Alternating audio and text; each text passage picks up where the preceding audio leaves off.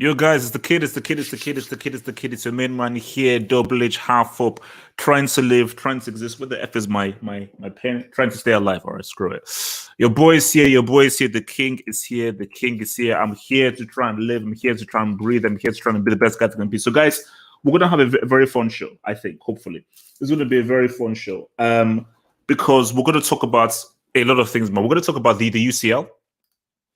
We're going to talk about Messi's debut, Neymar as well, and we're also going to have a debate for this week. And it's good that we have Suleiman Abdul Vilton here because we're going to talk about who was better, which three were better, Casemiro, Kroos, and Modric, or Iniesta, Xavi, and Busquets. So that's what we're going to do, and then obviously afterwards we're going to now we will basically end it with a quiz. You know, I love my quiz. We're going to end it with a nice little football quiz.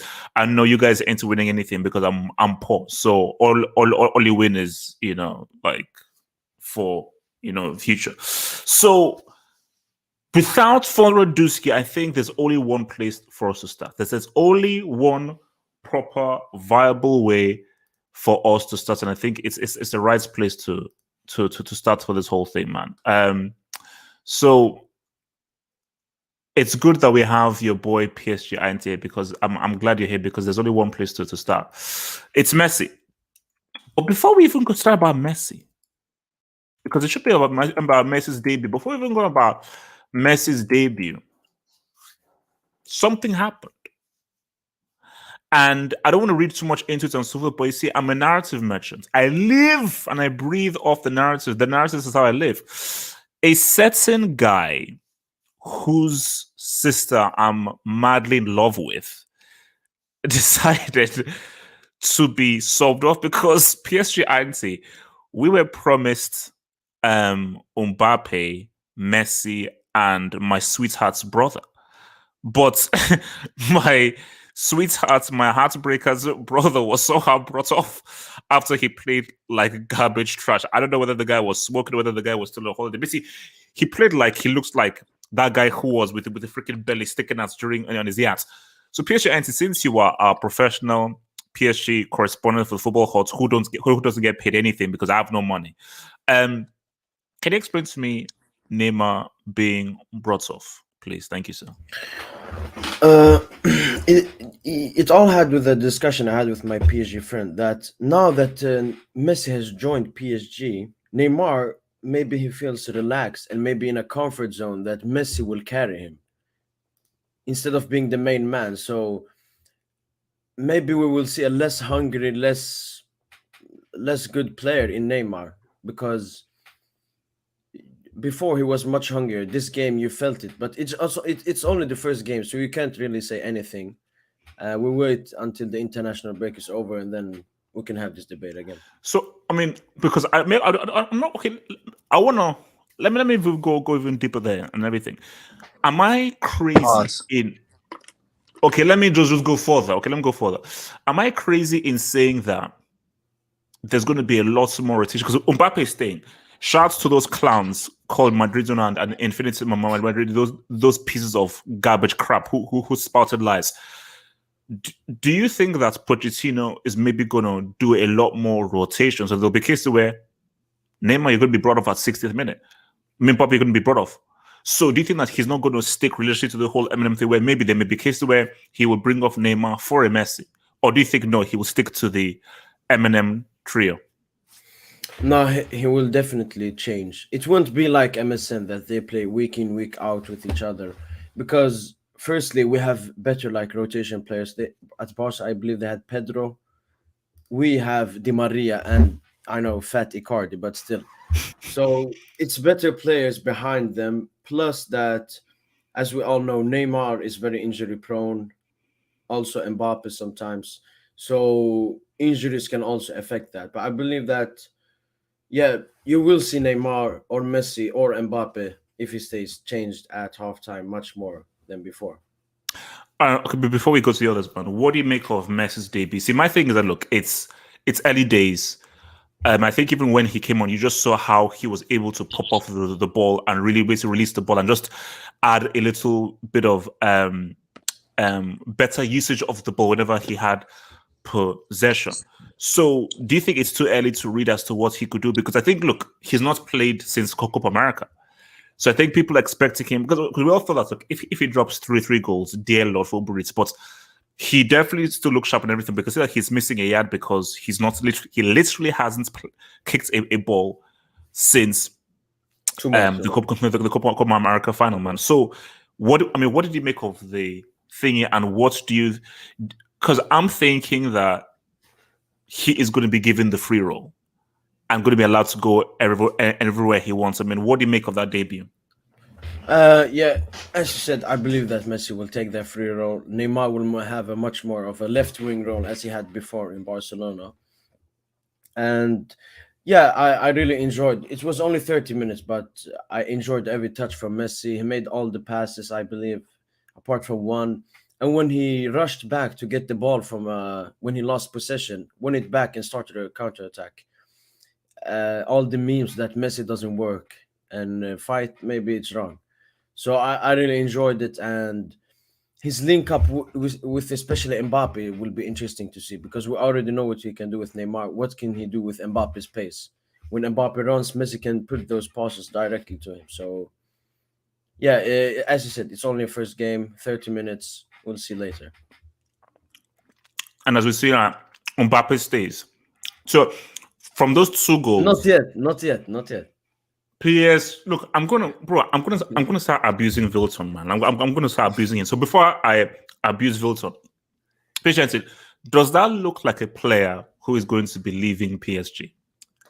Does that does that look like a player who can be leaving? And also remember, we're not using those Ladrid Zone and L'Infinite Madrid and those clowns. Does that look like a player who's leaving PSG this season? No, that's the problem. This past week, I've a bit hated on Mbappe and been angry at him. But then when I saw him, he was happy. He was playing really well. He fought for the team. It's like he doesn't want to go to Real Madrid. It's the 7-year-old Mbappe inside of him that wants to go to Real Madrid. It's his dreams from his childhood. It's not him currently. Okay. Lilton. Can you please explain to me that crap you were spouting to me about the guy who just scored 2 goals today heading over to things? So that's first. Second thing. Can you now admit that we will officially be getting Eminem this season?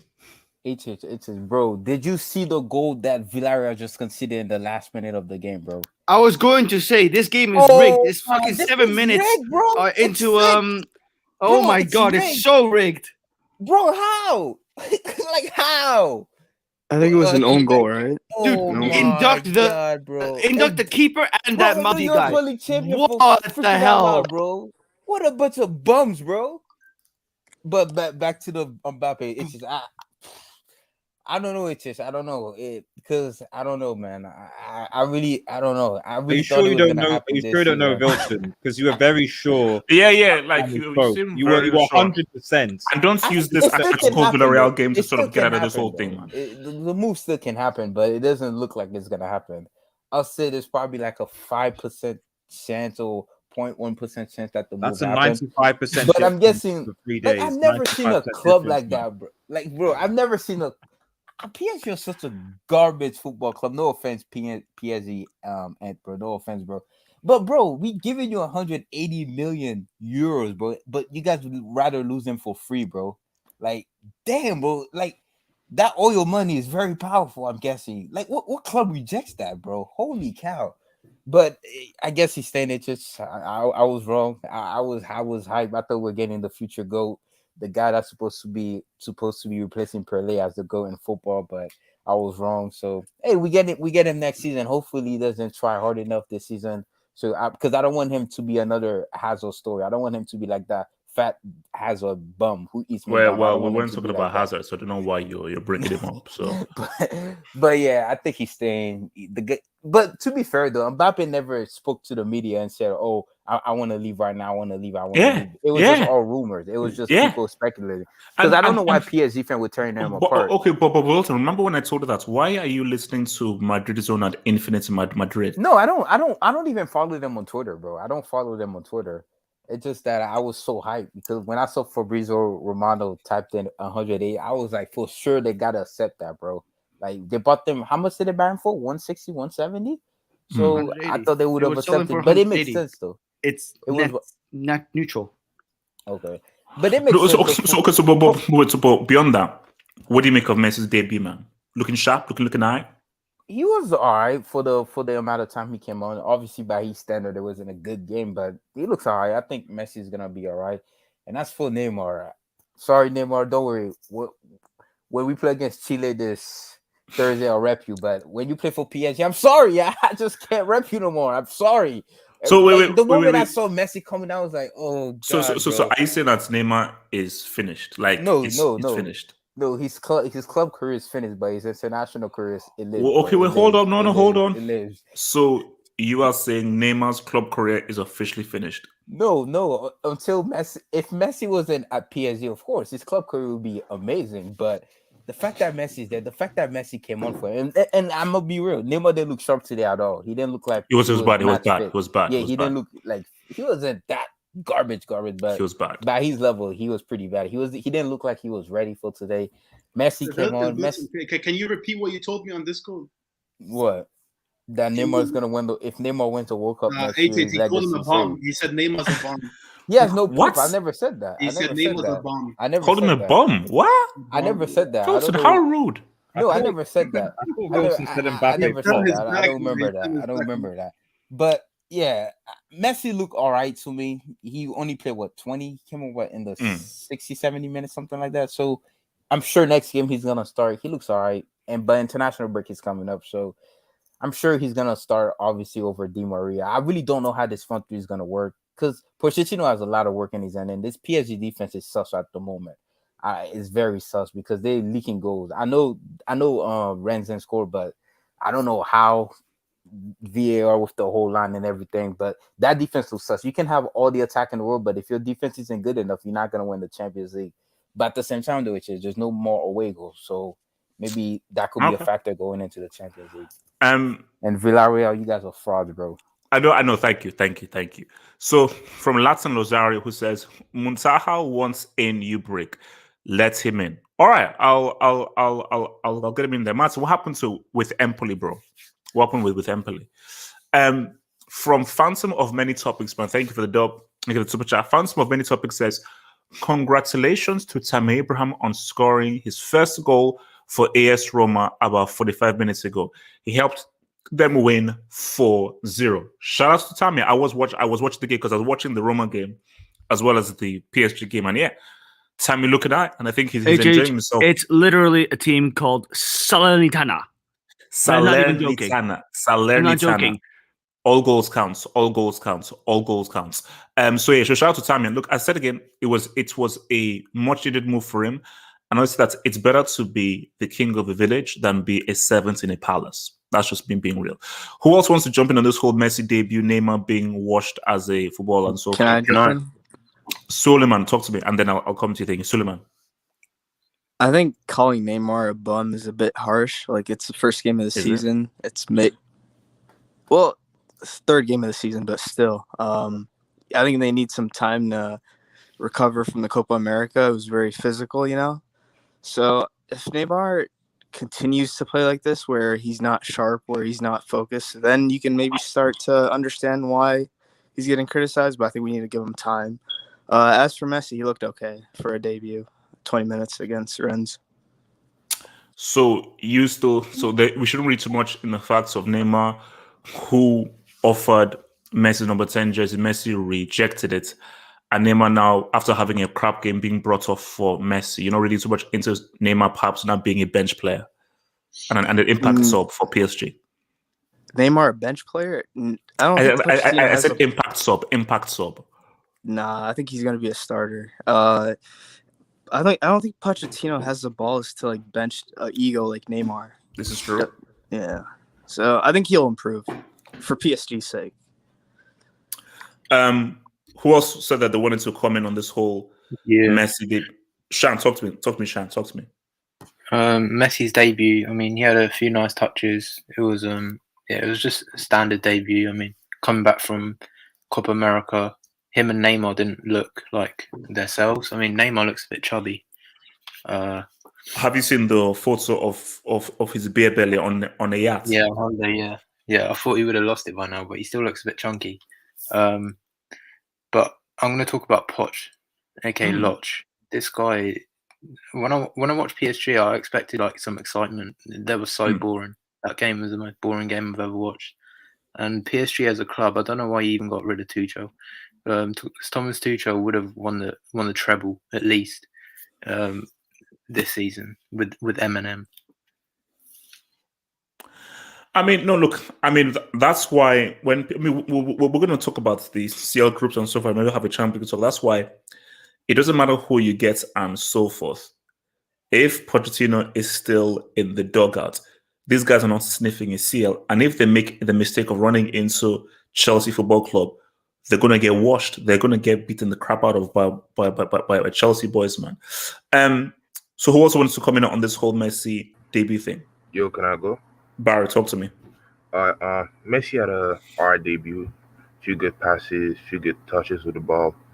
And for Neymar, please lose your belly before the return of the international break. It's not happening. He wants to party. He wants to party. That's what happens. Here's what people need to understand.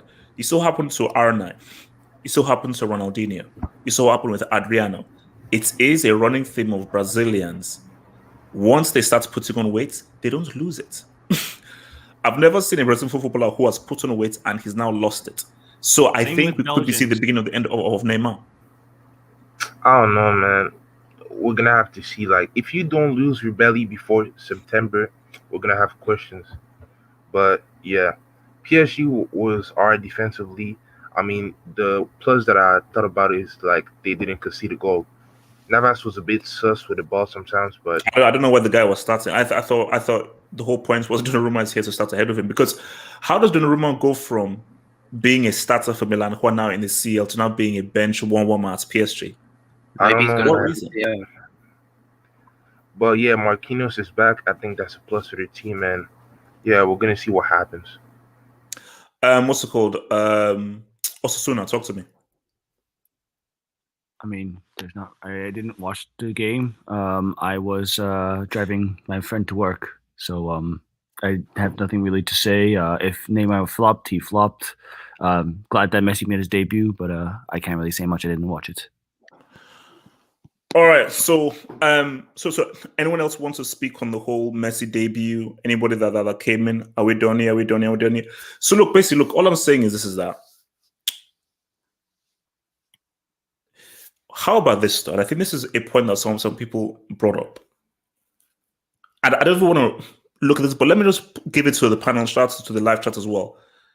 So people said, yeah, someone tweeted this to me. So apparently, from the updated coefficients, Uber Eats is no longer a top 5 league. So they said that. So Cristiano at age 36 to 37 is moving to the Premier League. And Messi has now moved to a league that's not top 5. Does it show? Who's what? Who's 5th? Portugal? I think it's Portugal, yeah. Yeah, which is, I don't know how that happened.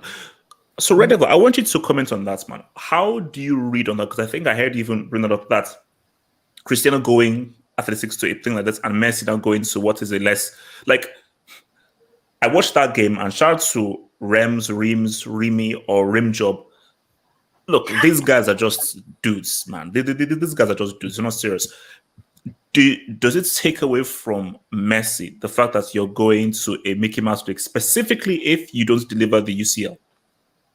I saw that the goalkeeper of the Rams was taking a photo of his son with Messi. Like, those are the standards. So that's what we're talking about. But yeah, Red Devil, talk to me. Yeah, no, exactly. I mean, it kind of does. I mean, a part of me is like, did he have a choice? Because I mean, I was thinking about this. Like, as I was just thinking about it, I was like, Pep Guardiola is a fraud, man, and the City article is a fraud because they literally could have waited a day, just a day, and they could have gone all in for Messi, and we literally could have had Messi at City, Ronaldo at United in the Premier League one last dance. But Brian, let me go one step further. Let me go.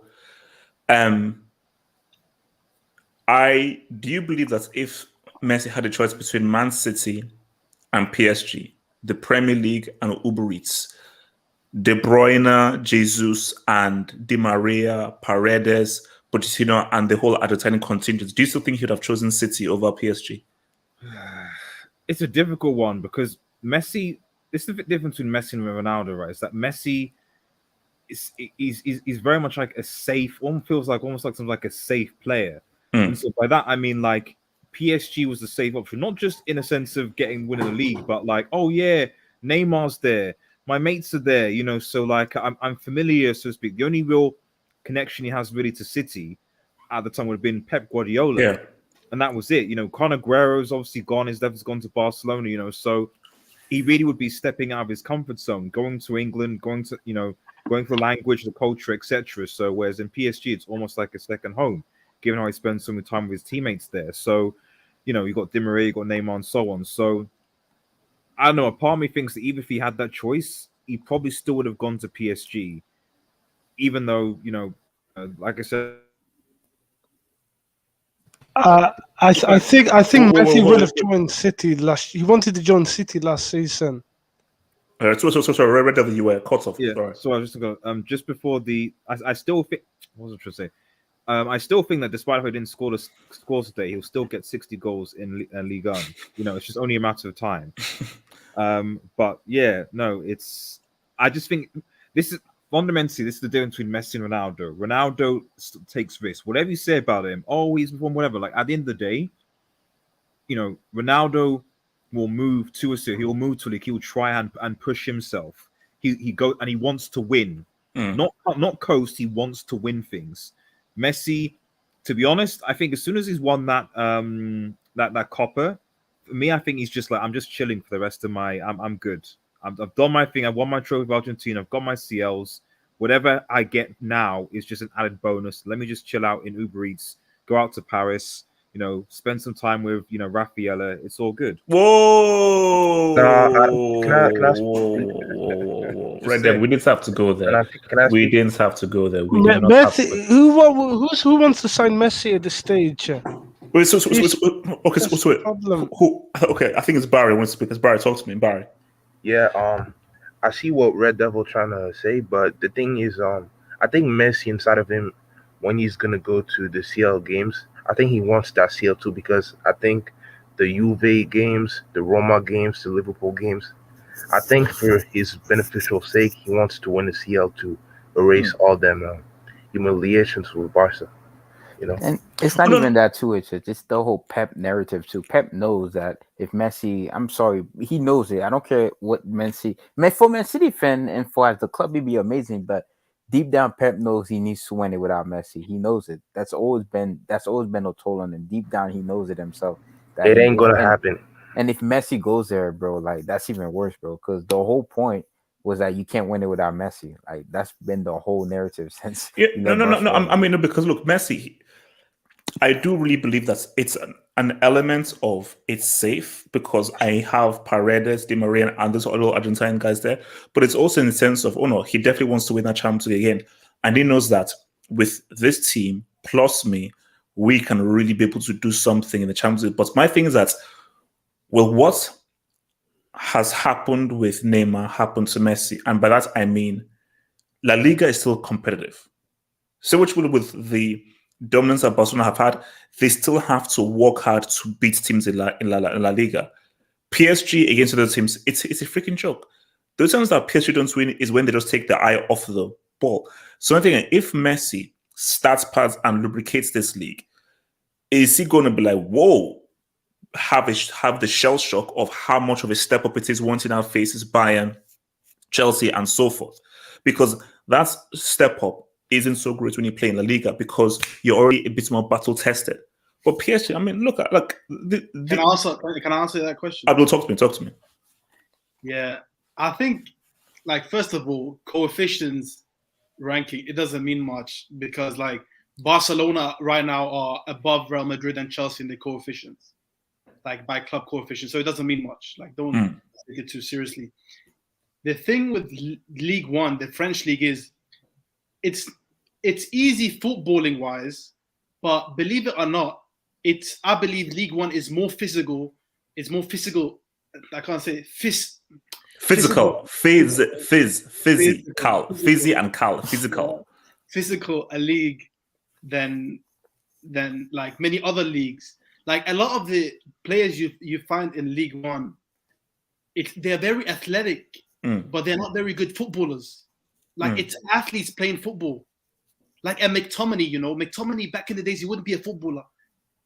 Well, McTominay, he's a footballer. He's a good athlete. You know what I mean? Very fit. Yeah. Can run, energy. Yeah. And you saw that today with Messi. He was struggling because they were beating him. They were physical with him. No. But see, that's the thing, that we can't judge this based on that, because this guy literally hasn't played since he's not scheduled since the Copa America final. So but I do agree though that I feel that are we just maybe over assuming Messi will beat in this league? Because I think about this. Every time that PSG play anybody, because of the massive fanfare they made of Messi, teams will try doubly hard against them. Also, from the point that Abdul makes, fair enough, they may not be as skillful as La Liga. They're far more physical. They're far more athletic. Yeah. So the physicality they're going to bring into Messi will be there, and also there'll be a thing of like, oh man, let's get it in on Messi, because this guy, because the word is out is that, man, Messi's going to F this league up. Every single team will be like, we're going to make sure that this guy doesn't score. We're going to go double team, triple team, and make it difficult. I don't think Messi lubricates this league. I don't think so. I think he finds it pretty hard. Yeah, as well. Like you don't see the same. You don't see PSG beating teams like Bayern beat teams. Like you don't see 8-0. You don't. When do you see PSG winning 8-0 or 6-0 or 7-1? Rarely. It's always like 2-0, 3-0 against Barcelona. Stop yourself. But the PSG didn't beat us 8-0, by the way. I was talking about PSG. But I'm saying, like, the reason why PSG dominate this league, it's not because they score a lot of goals. It's because they don't concede many goals, because they're playing against athletes, not good footballers. You know what I mean? Yeah. So I think, like, the whole coefficients, like, it's still a decent league, very physical league. Because today I see Messi. The best way to stop Messi is by being physical. That's what like the kryptonite for Messi. The way to stop Messi is by pulling him down, being physical, running into him, getting under his skin. And I think actually they will do that in this league, in League One. So I don't think it's gonna be the 60 Gs that Red Devil is talking about. I think they will comfortably win the league, but I don't think like and the question is, will he also be taking it seriously? Like, you know what I mean? Yeah, no. And also, this is what I've always said. That I think before I come to Red Devils, like, this is what I've always said. To take it seriously, how he's going to win? How he's going to get prepared for Champions League? But see, my thing, and this is why I've always said that I put Ronaldo, R9 ahead of Messi, because R9 had all the skill that Messi had, but also the physicality. So you couldn't bully big Ronaldo. You couldn't bully R9 because he was so strong. So my thing is that, if you now be strong against Messi, he doesn't have the strength to be able to walk and bounce off guys if guys now gets physical on him and so forth. Well, that's why HH, you got to ask yourself, why hasn't Messi scored in El Clasico for 3 years? It's because Casemiro realized he needs to be physical with Messi. And if you see him now every game, like, it looks like he's on a mission, like assassin, you want to kill him. Because he knows you got to be physical with him to stop him. Abdul, just the two things to that. Like, I think the first thing. Devil, do you think what I'm thinking? I'm not sure, actually. I mean, I was thinking that the MLS is physical. So you're saying Messi would flop in the MLS? That was my first point. I was thinking HH said big Ronaldo. Yeah, no. Look, yeah, Arnold. No, I just call him plain Ronaldo. Okay, the Ronaldo has one name. But Red Devil, my thing though is. So, do you still believe that he's going to give birth to this league? That, I mean, for instance, will basically, they know that everybody wants him to get clowned. Are they just going to just accept and be clowned, bro? They're probably going to try and break his legs. Yeah, no, of course they'll try and break it. But for me, it's just more the quality that PSG have. The fact that Messi clearly has this team that he's in is clearly better than the Barcelona team that he came from. and he's going to be up against weak opposition. I get Abdul's point about the physicality, but one would expect, like, our main complaint with Messi and the main complaint that Messi fanboys had in the Liga was that Messi's not on a good team. Messi doesn't have good teammates. Messi doesn't have creators. Messi doesn't have a good defense. Messi doesn't have what Messi doesn't have. He's now on a team where he has arguably one of the best midfielders in Verratti, arguably one of the best young forwards in Mbappe, arguably one of the best defenses. So he has a team around him that can. So if he's able to do it in the Liga here, of course he should be able to at least do something in Liga. And the only thing I'd say about the coefficient thing, just as a general point, is that the coefficient how they calculate the coefficient is based on the Champions League.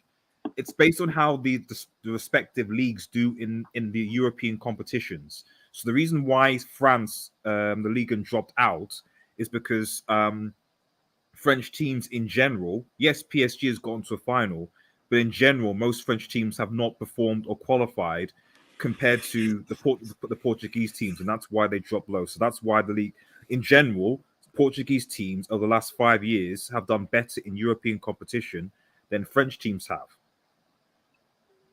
PSG or no PSG. So I still think that this should still take a bit of a shine off Messi going to like a league that is in the top 5. But I don't see where the excuses for Messi. He has the players, he has the team. Why should he not lubricate the league? Physicality or no physicality, he's got the players now. He's got the players. I don't think he's gonna. Okay, wait, because I'm bringing some guys who have not talked, man. So here's to talk to me, man. What do you make of this whole Messi discussion, man? Does he lubricate the league, or do Uber Eats stand up and beat the crap out of him?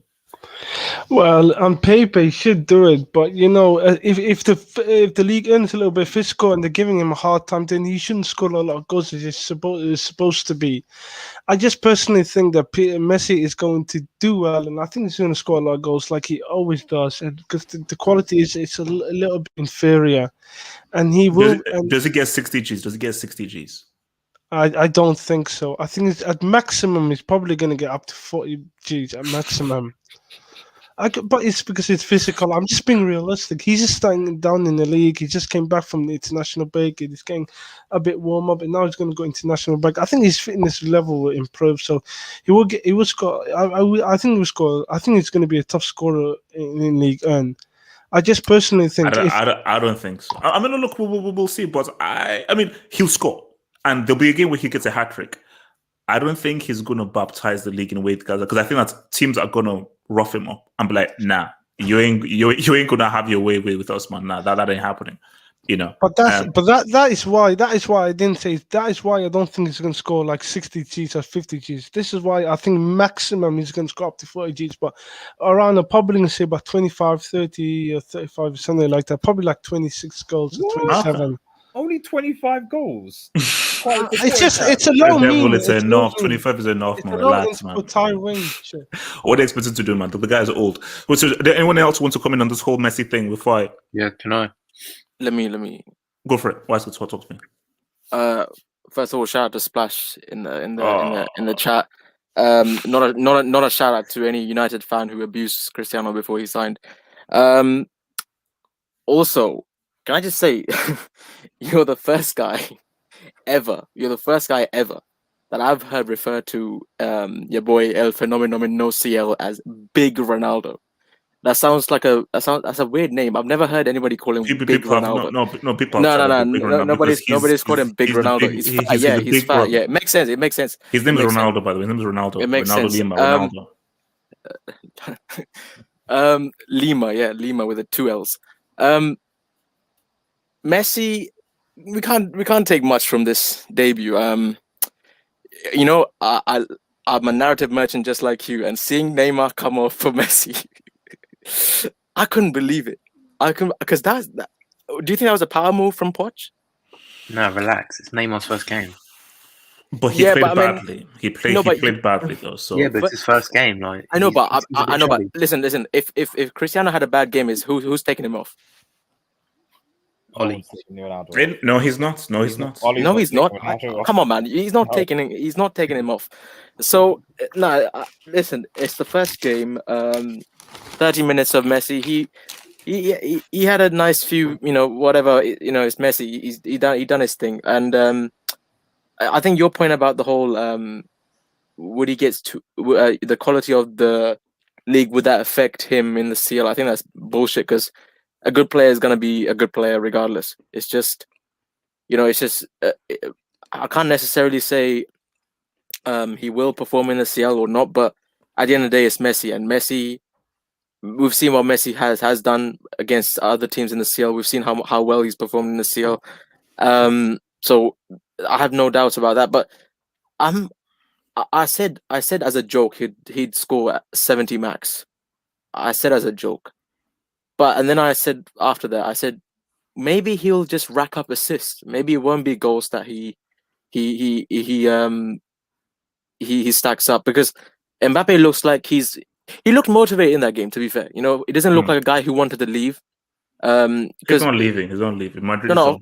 Yeah. So, screw those guys. Pause. So I think Messi will just rack up the assists. Neymar, bro. His first game tax, I'll allow him. Wait. How many taxes exist in football? I mean, you tell me. You designed this whole thing, man. No, that wasn't me. No, because this is your universe. We're living in your universe. Because a lot of people have tax. As I said, so almost everything. but carry on. Yeah. Actually, because it's true, like because now in comments that don't blame Neymar for not winning the UCL pitch, because that's Rafaela tax. You could say it. So carry on. Yeah. He was. No. Don't. We're not promoting incest. Continue. Extracurricular activities. Continue. Let's continue. How do you feel about that? By the way, he's stealing your girl. Hey, why is it? Can you just? No, I mean, since you brought him up. Sorry. No, yeah. So I think we can't take much from Messi, but it doesn't look good for Neymar. The optics don't look good. What the heck is that? The optics doesn't look good for Neymar. Obviously we saw the whole Yap picture, him looking fat. That's Brazilian tax right there. that's Brazilian tax. Yeah. You can even call it Samba tax. Look. I don't know what's happening. Guys, so look, man, guys. Wait, can I talk on? Shan, please feel free. Please, Shan, please talk on the chat. To go for it. Yeah. People saying like way to beat Messi or whatever is to like be physical. Yeah, right now, but in his prime, like people used to like snap his legs every game. But as he's got older, less. Like he's got less quick. He's got, I wouldn't say less strong, but he's like not as durable during the game. Like, but we saw in Copa America, this guy got broken down versus Colombia. Do you remember that, HH? This guy got murdered on the pitch. True, but he was a man on a mission. I think that the desire he had to win the Copa America is not the same desire he has to give PSG a UCL. Of course, he wants it, but not as much he wanted that trophy for it. So really, he was like, bro, kick my legs, break my legs. I'm scoring this damn goal. I'm going on this run. Now, if he gets good, like, oh, easy, because that desire ain't going to be there. Now, you might see it if he gets into UCL quarter or UCL semi. But as I've said to guys, I mean, it's a nice segue to, I think, PSG ain't winning that whole thing. So before we go through, let me just get up to date with all of these super leanies. And so, where are we at? So from your man. So from King Gabani, thank you for the dub, King Gabani. King Gabani says, LH, damn, you semi-brick. Damn. You said Osimhen better than Tammy. He is. Also, you clowned me when I said Tammy and Lautaro are the same level. I am, and I will continue to clown you. Doesn't seem so wrong now, does it? Yes, it does. Tammy is doing well for Roma. He's had 2 really good games, but they played against a team called Salernitana. Now, I know Salernitana because I used to always play in the Serie whenever I played Football Manager, so I know of them. But most guys who, when playing Championship Manager back in the day, don't know who the hell Salernitana is. So it is mostly an unknown team, and 100%, Osimhen, to this day, is still the better striker. So all because he scored against Salernitana doesn't make it better than Osimhen. Hell no. And no, Lazaro is a better player than him, 100%. From Junior Koroma, thank you for the dog. Junior Koroma says, PSG has got to be the dumbest football club in football history to reject that much money for a guy who's going to work for free at the end of the season. Now, you say this, but how sure are you that he's going to work for free? Stranger things have happened. What if Eminem pops off? It's crazy. It's fun. It's exciting. It's, dare I say, even sexy. And he says, you know what? I changed my mind. I want to commit to Le Paris. Stranger things have happened. And maybe it's a gamble that just might pay off in him changing his mind and actually wanting to extend with PSG. So you never know. From your boy, DNAP, thank you for the dub, DNAP. It was the first game for Neymar Paredes since coming back from Copa. Wait a couple of games before criticizing. Nah, I'll rather criticize now. Mbappe played all 3 of the first games. Yes, it may be his first game back, but he's overweight. And I say again, just as Moaska said with Samba Tax, I've never seen a Brazilian player who has been overweight and then lost that weight. Whenever a Brazilian player has been overweight, they've stayed overweight. That's just all I'm saying, man. So history speaks for itself. From Salman Zaki, man, thank you for the dub. Salman says, shout out to Sancho. This ain't the Bundesliga. Red Devil and Wise Guy, I needed to respond to that, please. He says, shout out to Sancho. This ain't the Bundesliga. Can you please respond? Twitter says that he's flopped. So what is this? This is first part. Everyone said is flop, man. Yeah. Like allow it. Like it's like he's right. He's right. He's trash. He's garbage. He's trash. It is what it is. It is what it is. Not going to work. I'm not jinxing. I mean, it is what it is. That's the reality of it. It is what it is. Why doesn't the Brew talk about the fact that Varane was absolutely phenomenal today? Exactly. Yeah. So good. Nah, Red Devil, they don't want to hear that. They don't want to hear that. They don't want to hear that. It's fine. Yeah, don't worry, like, don't worry. Mason are Gunwood. Mason. Generational talent. Okay, easy. This is not a United thing, man. Please. From Eric Shun says, J5 should win Ballon d'Or ahead of Messi. Eric, you shouldn't say that. You shouldn't say that. It's basically you're being baited. No. But I said, Eric, I think that if you truly believe that, ERIKSHU. What? Yeah, I think you're being baited. Wait. What were you trying to spell? He's saying, were you being baited by reading that comment? Yeah. Read that comment again. The name. Eric Shun. Yeah, what's wrong with that? Eric Shun. No, just read the dub again. Read the dub out. This says J5 should win Ballon d'Or ahead of Messi. Yeah, thank you. I appreciate that. It's basically Eric Shun. It sounds like erection. Oh.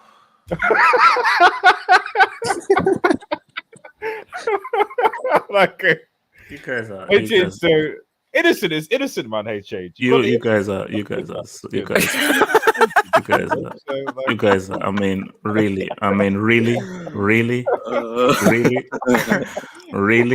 It's Eric. You effing moron, freaking adopted loser. From yes, he's adopted. Yeah, he's adopted, moron. From your dude Idris Handry. Fucking losers, man. Idris Handry, who says, at the end of the day, both are the only goats with 2 goat emojis. Idris Handry, according to who? You can't be a goat without having a World Cup. So I don't know what you're smoking. King Gumbani says, HH, would you delete your channel if Rafaela told you to?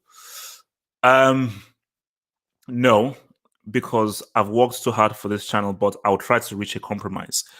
If Rafaela said that I should scale back some of the videos to spend more time with her, I would. So how much time do you actually spend these days? Salman Zaki. From Salman Zaki, who says, God bless United's directors for not sacking Ole. Wow. So that's a shot at United. Yeah. We made your club famous.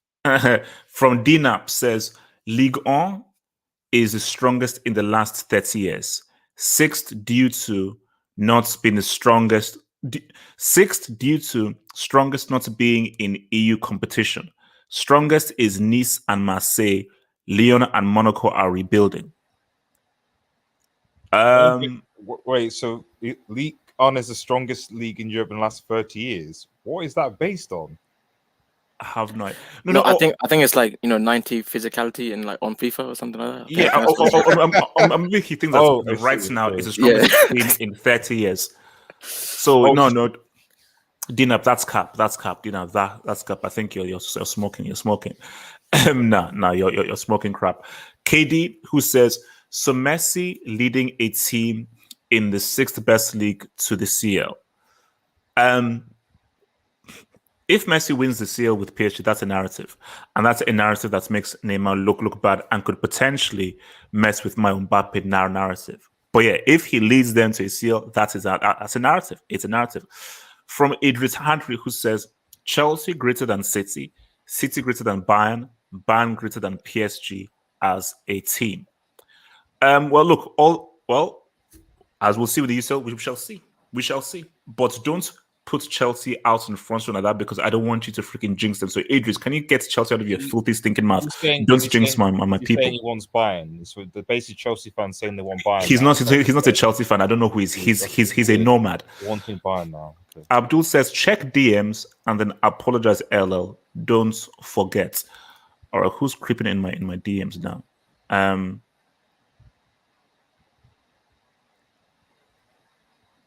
So he's posted a thing of Sancho that had 1.3 million. Of course. Wait, is it the same Abdul that's on here right now? Yeah. I'm not surprised, to be honest. United live rent-free and Abdul's head. You guys were laughing at me and trying to expose me, saying, in 24 hours in a week is going to be more than Eric Garcia's. No, it's still not. After over a month. So I want every person who laughed at me to apologize. No. But you were still wrong. No. You were still You were still wrong though. How? Which one has more? Nah. You were still wrong though. Wait. I don't know how, but still were. I know you've cheated this because I know you've taken a screenshot of the picture right now. Go check Eric Garcia and I ain't checking. No, I ain't checking. No, I know Abdul. I know you. Okay, so look, let's get to the semi-main events, man. You owe me money. So UCL Draw. You owe me UCL. Wait, Abdul, can you please keep your 8-2 mouth quiet, please? Thank you. All right. We'll never let this down. Sunderland more league titles than Chelsea. We won the UCL this year. I know. We won the UCL this year. I know. I understand. I know we won the UCL this year. I know. Understand. Thanks, bro. So, guys, let's talk UCL Draw, man. Let's talk UCL Draw. So, we're gonna go group by group. You see, I look at this group and I'm like, why didn't Cristiano move to City? So we could have had Chris versus Leo in this. So who here believes that Messi and Neymar end up in Europa? Because Leipzig, okay, let's give it. Leipzig and Club Brugge, they ain't doing nothing. So who here thinks that somehow City and PSG don't make it through this group? I mean, does anyone know how Leipzig are doing currently, like with their shift? Someone said they conceded 6 goals. If PSG or City had Oli as their manager, yeah, I would have. But no, they don't. They have. Wait, Lilton, why did I see Mbappe playing today? What was the reason behind that? I thought he was meant to be on the flight straight to Madrid. No, okay, fine. Let's move on. Okay, so. Better question. Why when is Sancho gonna make? Oh my god! Abdul, you're a bastard. That's rude. Why are you defending a Real Madrid? That's rude. I thought Sancho joined and he's played. Wait, Abdul, that's rude. No. Abdul said when will Sancho make his debut? Wait, Abdul. Knowing that Sancho's already played. I saw Messi come on for PSG. What's going on there? He was balling against Getafe, bro. No. But guys, I'll be with you. No, Suleiman and Abdul, I'll be with you. It was weird seeing Messi in a PSG jersey. That was great. No, basically, it looked like if he was playing like in like a charity game. That this is like a one-off game and so forth. It looks so weird. It was like those alternate skins in FIFA. You just like switching. Yeah. Yo, it actually looks like Ultimate Team. That's like Ultimate Team. Actually look like Ultimate Team. What's going on?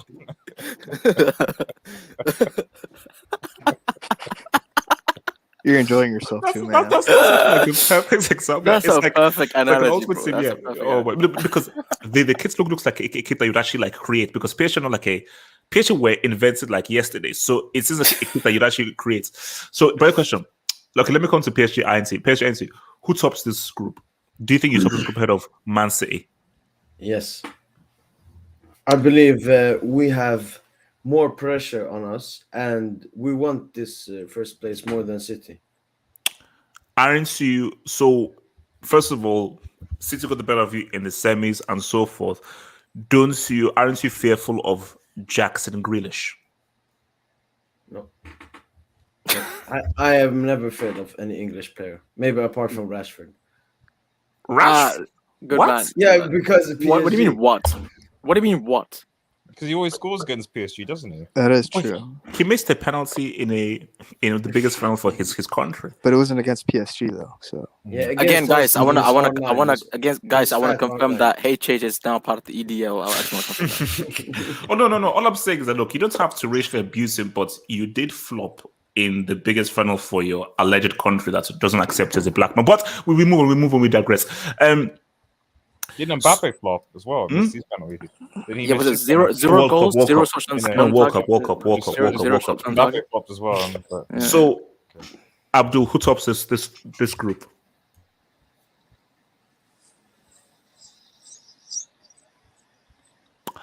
Also, Suno, who tops this group? You know what Abdul is doing? He's researching Manchester United. Wait. Wilton, who tops this group? Who tops this group? Wilton. PSG. Why are you disrespecting Pep Guardiola? Because I just think that the entire false nine thing is not going to work this season. To be honest with you, it's just because I know they lubricated Tottenham. Not Tottenham, Norwich and Arsenal. But let's be honest, Arsenal are bullies, right? Like they get bullied by Brentford, for crying out loud. I just don't think with the entire false nine, but at the same time though, PSG usually start kind of slow in the group stage. We saw it last season. I just think that PSG is gonna top it just because they have Messi and Neymar and Mbappe. And I just don't see City can also top it too, but I just think that PSG is gonna edge it. I think if I had to bet, I'll bet on PSG to finish first. City can also too, but I'm just going by bet. Like if I were betting, I'll pick PSG to top this group and City to finish second. Sham, talk to me. Who comes through in this group as the winners? I'm saying City purely because they have the greatest group stage manager of all time. Pep. Group stage attacks. No, but. Do you still believe that they would? So let's say they beat PSG, and let's say they beat PSG twice. How much of a mental blow could that be for the PSG project if City beat them this game? Because remember they beat them before, and let's say they beat them with Messi. How much of a blow do you think that could be for Paris Saint-Germain? Yeah, definitely a mental blow. Especially with Poch in charge, this guy would probably crumble. So yeah, it would be a big blow. And PSG players, their mentalities are really, like you saw last season where they just started booting Man City as soon as they started losing. I think like it would be a big blow, and I think they if they lose twice to City, I don't think they'll win the Champions League. Rob, you look at this group, City or PSG to come out on top. Rob, it's very difficult, but I think PSG. So over the two games, how do you think it will go? PSG and City. Do you think PSG beat them twice? They should share the both points. How do you think both of those games will go? Because look, Club Brugge and Leipzig, they're not they're not serious. How do you think it goes between those two games between City and PSG? Well, it's very difficult. because PSG have a better offense, but City have a better defense. So it's very even, I would say. So it might be like 2 draws. All right, Z-Man, talk to me, man. Who comes out on top in this group? Something tells me it'd be Man City, man. I think it would be Man City because I just feel like they're gonna be more structured than PSG in the beginning, and with PSG for Poch, it's gonna be about finding his team and make sure they gel. So I could see Man City topping it, but it's gonna be close. All right, here's Z-Man. Who tops this? Manchester City. Why? Because PSG don't have good records against English teams. Every time PSG face English teams, they do tend to like at least lose one of those games. We saw that against Liverpool. We saw that against United twice, and then we even saw that against Man City. Even they faced against them in 2016. They managed to get a draw in the first leg, and then they lose away at Etihad in the second leg. They haven't scored a single goal at Etihad Stadium after playing 3 games. That's why I think they're going to finish top of the group and PSG finishing second. Okay.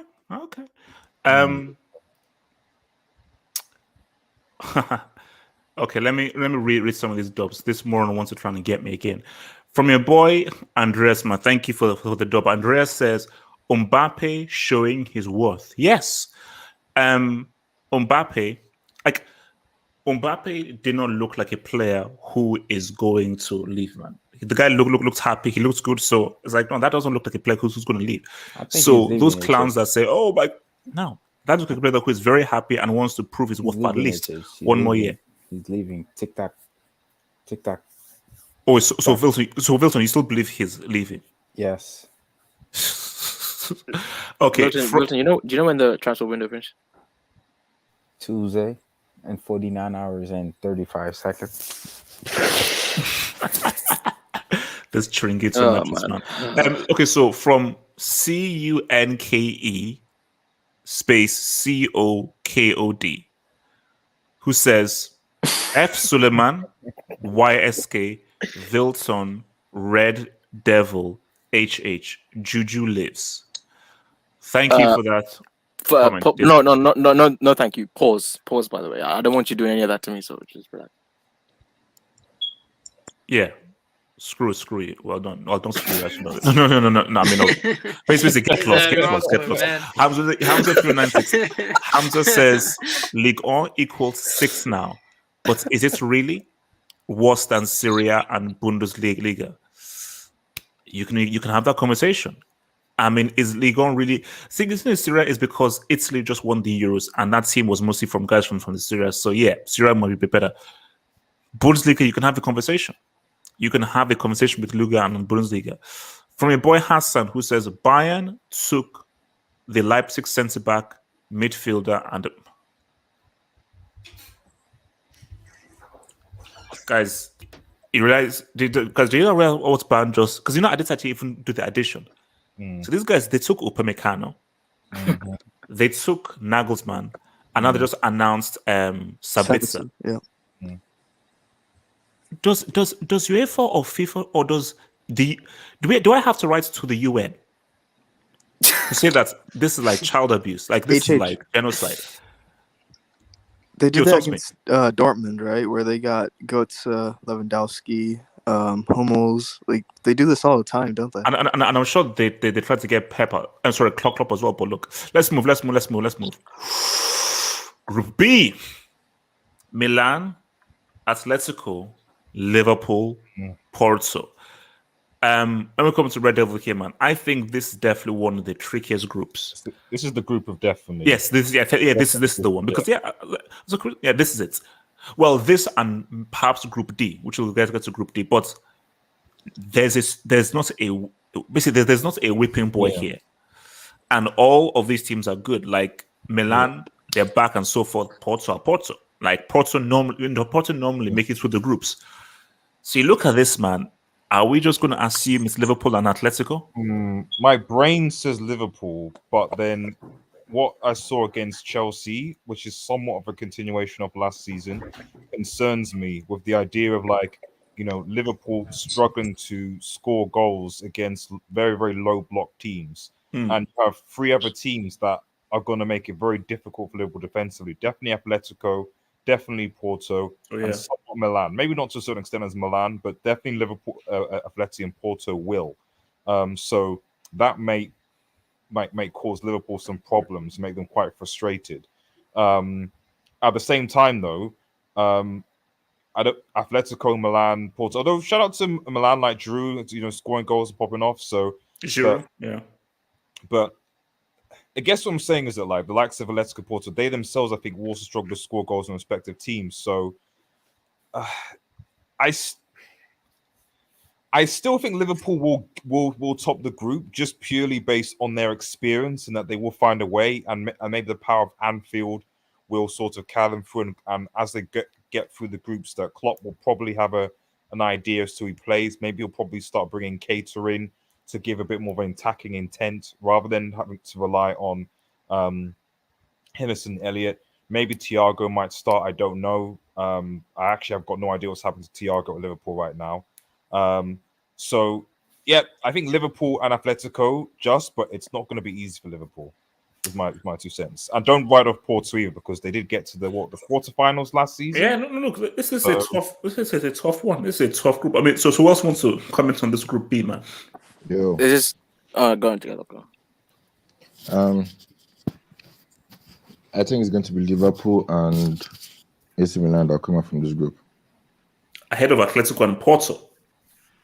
But I don't trust the attacking virgins. And as for Porto, it's usually when they're in easy groups that they usually come out.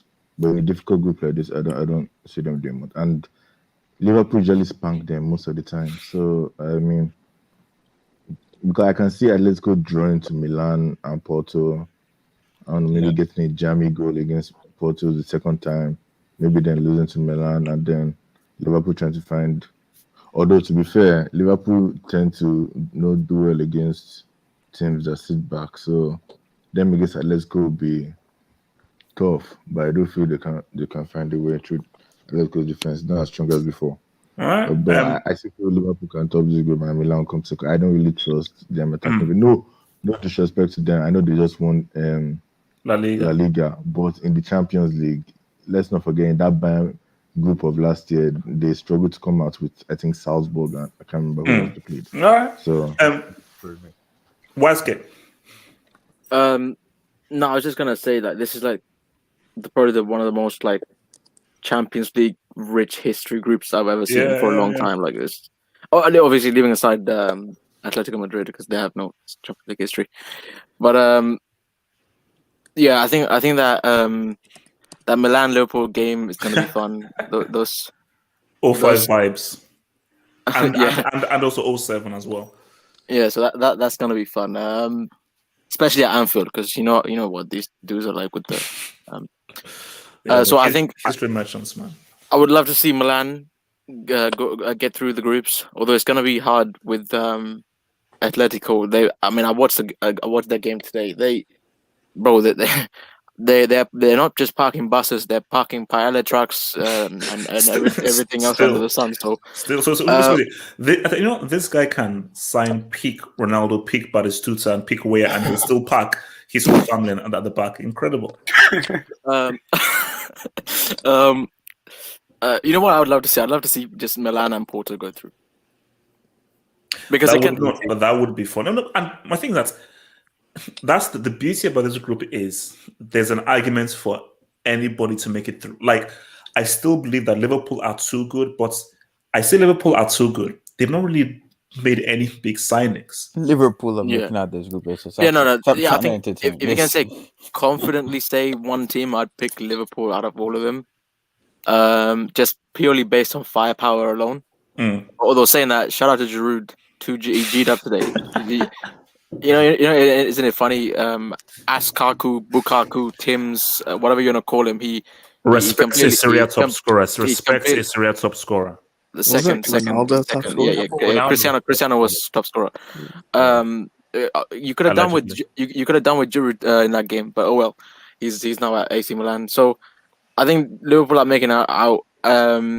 Me personally, I would love to see Milan make it through as well, just because I'm a heritage merchant. Can I speak? Yeah, go for it, Sean. Go for it. Go for it. For the football purists, this group is the perfect group because all 4 of these teams have history. Unlike that Group A. Group A, look at that group. Just oil merchants and fake clubs. That's messed up, man. That's messed up. Man. City and Pitchy fans, I'll send you his address. Wait, City have fans or? Majority of people here are older than RB Leipzig. Shan, that's a big dub, bro. That's a big dub right there. That's a big dub. But I was trying to think. So, do you think that if PSG and City play that, they'd officially call it El Clasico? Or do you think that'll just be rude? Or El Oilico? But that sounds weird. That sounds weird. Yeah, it sounds weird. It sounds weird. I don't want to oil anyone apart from Rafaela. Yeah, so go. Continue. Wow, Continue, Sean. Continue. Talk. So I think any of these clubs have a chance to go through, to be fair. I would say Milan are the weakest right now, I think. But, they still have some good players. Giroud balling out, apparently. Is Ibra still, is Ibra come back from his injury? No one cares. The guys on the road. The guys are losing. Respect Ibra. Respect Zlatan, man. The guys are losers. The guys are losers. Respect a black belt merchant. Wait. So continue. Man. So you're saying that oil, blood money, slave money. Continue. So what's this group? Yeah, you need to respect Ibra. He might be Kung Fu Panda, but he can get the G. No, I don't. The guy's a CL flop. The guy literally played for every big man. So flop. But continue. Yeah, Porto have some good players like Nelson Oliveira. He really impressed me last season. And they played good football as well. Against Chelsea, Chelsea were parking the bus in that second leg. Yeah, and I know we won the Champions League. Yeah, you won the CCL. CCL. Yeah, I know. CCL. I know, Shania. We won the Champions League. I know. Havertz scored at the final. I know. I already know that. So yeah, whatever. Yeah, so Atletico Madrid. I don't know. I'm not confident with them because Simeone's he just pisses me off. Okay. What if before each game, Simeone gives each player lines to sniff to give them extra powers? Would you change your mind? He is Argentinian too, so. Yeah, he probably do that. What are you sniffing to get extra powers? Coke. So can I talk about? Sure. Go for it. Suleiman, talk to me. So I don't want to copy Garclaw. Goat. You call them Gat Clock. Okay, go continue. Who calls them attacking virgins? But when you look at their attack, they have an old Luis Suarez. Okay, calm down. And then Joao Felix, who hasn't been really clicking. So where do you see goals coming from for Atletico in that group? Divine intervention. Yeah, because last season Marcus Llorente had an incredible season where he kept on scoring and assisting, but he might not have the same season again. So I think I wouldn't be surprised if they don't qualify. Maybe Europa or 4th place. God damn. The Liga champions now. That will look bad on La Liga. No, it won't. I hope Liverpool and AC Milan qualify, but I feel like it's gonna be Liverpool and Atleti and AC Milan goes to Europa League because I really don't want Atletico to qualify. These guys play terrorist football and it's so toxic. Okay. On that note, terrorist football gets it done, bro. Well, Group C. This is the group of death. No, that's not the group of death. Dortmund and Ajax easily get out this group. Dortmund, and Sporting Lisbon. So I'm not even going to I'm not going to entertain BC. Let's not forget the Portuguese champions are now higher than the doesn't French matter champions. about coefficient. Barca's ahead of Real Madrid in the top coefficients. Guys, look, this is Ajax Dortmund. Yeah, it's Ajax and I don't know about that, man. Sporting is alright. Who's gonna make it out? You know what I'll say? You know what I'll say? Sorry, scratch that. I'm going with Dortmund and Sporting. Yeah, I'm going with Sporting to top second. Why Sporting? I have more faith in them to see. Ajax are philosophy merchants. I think Sporting Lisbon will probably beat them in Ajax and maybe draw with them in Portugal. I think I have more faith in Sporting Lisbon being more This guy's consistent sick. in this This game. guy's actually sick. He's sick. And You're a Dortmund. sick person, HH. He's Be honest with you. a psychopath. He's sick over No, here. no, no. You know, HH. This is the type of group that makes me want the Super League. Abdul, our Super League is going to happen very soon, but please respect Besiktas. Please respect Besiktas. This group, Guys, this group deserves Europa League. These Dortmund and Ajax that mixed up. This Can week, bro. Dortmund qualify without the GOAT Jadon Sancho though? Yes, they have Haaland, bro. Wait, Sancho hasn't been even. Wait, was there that- for the who- minutes. who said that? Who said Why that? Who said how many goals has Sancho scored so far since he's been back? Like the major sign. How many assists? Can I just ask a quick question? Yes, sir. Do anything against I have a quick question. Yes, ask away. Just a quick. How many goals has Lukaku scored? Group D. 1. And by the way, wait, Yeah. He's scored 1 goal. Speaking about Lukaku, his former Nah, team. no, this group is bullshit. Wait. Wait, hold on. Wilson, talking. Wilson. No, Cristiano 36 year old can't dribble, but Lukaku, a 28 years old guy, is like almost like falling over the ball. They say, what was that all about against Liverpool? Like, Wilson, what happened in the UCL Impossible semi when we technique, man. played you guys? What happened in the I'm UCL? talking about Yeah, Lukaku. Ziman, literally. What happened in the UCL semi? Ziman, I tried to do it. Ziman, I tried to Did do you it. lose? It didn't work. It Did didn't you work. I lose? couldn't Did do you it. lose? Lukaku wasn't even there, HH. What? Lukaku Did you wasn't lose? even there. Hey, Did you lose? Wasn't there. I'm Lukaku talking was about playing. Lukaku and you're talking about Chelsea. What the heck is wrong with this guy? Wait, sorry. We're talk I'm to me. saying we're on Group D now. Okay, Shout out I Sheriff. wrote up this is some similar team. I don't know who put the balls up, but this is pretty much the exact same team. No. Wait, hold up. Well, Liga is actually a sheriff. Wait, hold up. It's the Gladbach. Did this? Gladbach's doing it. Wait, hold up. Wait, hold up. Is their badge literally a sheriff's badge? Yeah, I was about to say that. I was about to say that, man. Where are Texas they Ranger, from? bro. This What is country are these Texas from? Ranger. Moldova. Moldova, Malta, one of them. Malta So why are they Texas called Ranger type of sheriff? stuff. Why are they called sheriff? Bro, Is it like a that's town called sheriff over there or something? Or what's going I on? don't know. They probably have more They history. got a than whole Serie and police station PSG and playing stuff. for them, It's bro. like sheriff. That's what they got. Can't they just arrest people if they get like? Wait. Let's take some dog. So, from your boy Salman Zaki, who says, "Shouts out United, the CL favorites." Yeah. No. What are these guys smoking? What are these guys smoking? Like, can you just? You're wasting your money making brick comments. Salman Zaki again. Says, "HH, Salah doesn't have the X factor. Good goal scorer. Well, his X factor is he's a damn good goal scorer. And I was the one guy that I thought he was not a good boy. He has a good goal scorer. Brick comment So number 2. now I need to explain. So MT, who is a PTSD Man City fan, says, "Ale, LSG numero uno, top of the group, Ale." So wait, you see, I'm confused. Are you jinxing them? Yeah, Are he's you doing the promoting same them? thing. So okay, it's a jinx. It's a jinx. Yeah, it's either that or the oil guys got to stay together. So they got to stay together. So wait, so from your boy Sam Jovi says, "Do you think UEFA would activate referee assist mode if PSG was about to secure the Europa spot with third place finish?" Yes.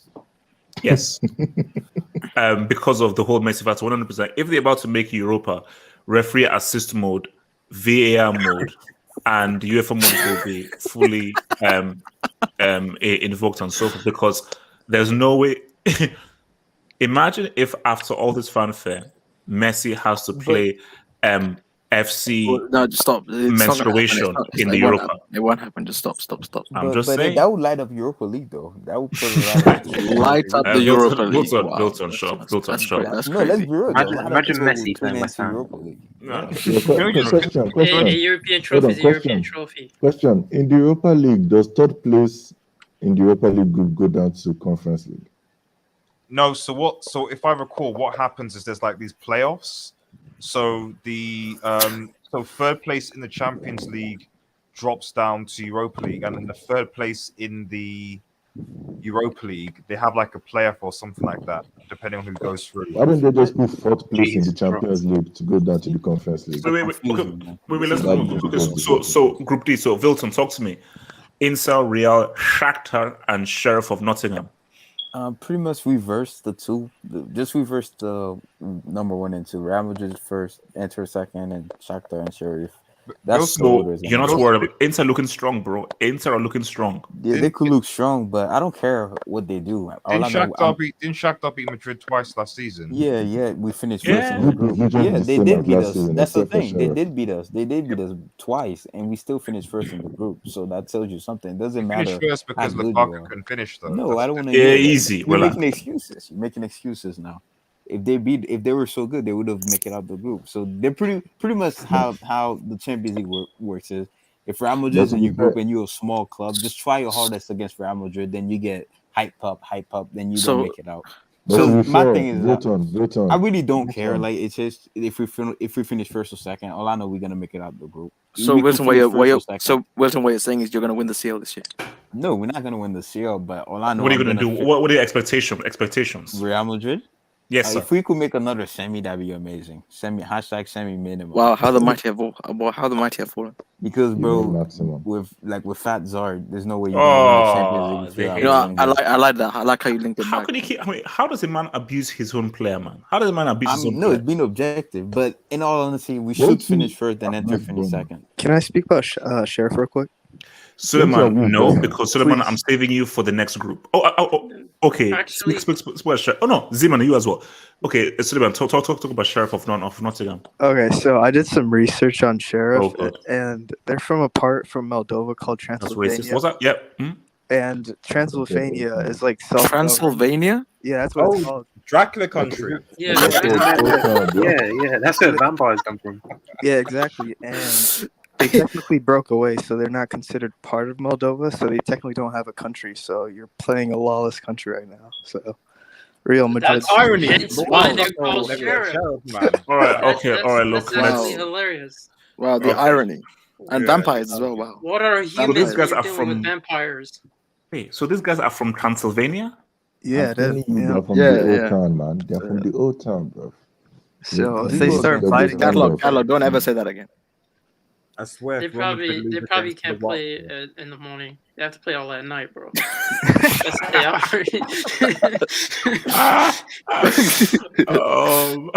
You know what? Look, Yeah, you know what's gonna happen if Madrid lose to Sheriff, man. If Madrid lose to Sheriff, Hey, A Real lot of Madrid, players are gonna lose blood, Madrid, Inter Milan, Shakhtar, get that garlic spray on, bro. Get that garlic spray, steaks and everything, you know. Oh man. I mean, United lost to what was that team? last Oh my season? god, how is this linking back to United? What is this? Are we on some United No, fan who channel? did or you something? guys lose to? Yeah, lost to that bum team. I don't remember what their name was. Villarreal. Yeah, No, yeah, no, yeah. no, Yellow no, Submarine. in the Wait, Champions Wilton, League. Wilton, In the Champions League, Wilton. remember that club they lost to? Wait. Hold on. Didn't you Let me say read Mbappe is gonna arrive at Real Madrid like today? Wait. Here's.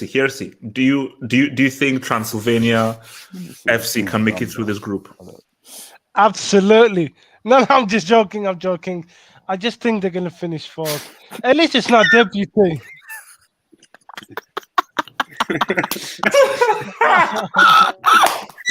You gotta let it settle down.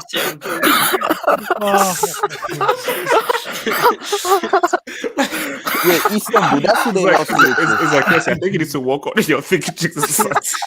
You have to let it waste. You gotta say absolutely and then say no. I'm joking. Like literally. It was Istanbul. That's who United lost to last season. Istanbul, Bazak, whatever that It's easy, bro. You have some of the best takes, man. I actually appreciate you being on it. Like, that's a good laugh. It's a really good laugh. Wait. What's it called? Rob, do you think FC Sheriff can say what's up? No, I don't think so, because No. it's the first time in the history that they've made it in the Champions League from that country and team. The team from that country have made the Champions League for the first time ever. Well, I think they can. How about that for me? I would like to have hope. It's instead. You gonna buy a shirt? Yes. No. Well, I'm still trying to find the logo jersey. So when I find the logo, It's the team that they lost to was Istanbul Başakşehir. That's the team United Okay, lost, so, yeah. Zeman, is your mic working? Yeah, what up? Is it clear? Zeman, is your mic clear? Yeah, what up, man? Vilton, mute your mic. Vilton, Wait. mute your mic. Hold on. Let me try and prepare this. So, Suleiman, is your mic working there? Is it clear? Please, Baron. Please, Baron. Give him the Yeah. Arsenal treatment, bro. Good, good. Please, Okay, please. so Zeman. Listen, you're messed up, man. Please, Baron. Wait, guys, easy. So, Can we skip this group? Let's go to Zeman. the next one, bro. No. Zeman want to talk. Zeman want to talk. Yo, I can't wait to see the goal difference by the end of this group. Zeman, here's the thing, bro. Zeman, I think there's a possibility. Zeman, you hear what I'm saying? Zeman, I think there's a possibility. Why is can you mute your mic as well as built in? Zeman, There's too much because laughter. Zeman, we're gonna deal with Bayern. I'm looking at Benfica. And Dynamo Kiev, I think Putin we beat has them last links year. with Dynamo Kiev. Yeah, So, yeah, we beat them with our second team. Zeman, let me land. I beg. Zeman, I'm saying that there is a distinct possibility of Zeman,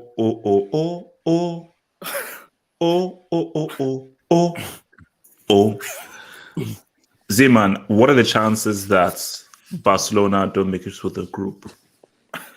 And then we'll deal with Bayern after. But first of all, do you believe Barcelona will still make it through the group when you look at Benfica and Dynamo Kiev? I mean, in terms of squad, yes, I would believe so. I mean, we're not Manchester United going to Europa League every single season. Chelsea, But don't yeah, forget Chelsea too. Chelsea as well, man. Europa League. Yeah. Nah, bro. I think we should, but at the same time, bro, it's Koeman, man. Wait, Z-Man, can you just confirm that you're not going to the Europa League, please? He's gonna clip it. Don't say it. Don't. Yeah, I played the fifth. Wow, so you're actually worried. You're actually worried. You're worried. I'm not answering questions from journalists. I'm here to talk to. Wait, you're worried. I'm here to talk to You're HH, bro. How I'm here the to mighty talk have to fallen. HH.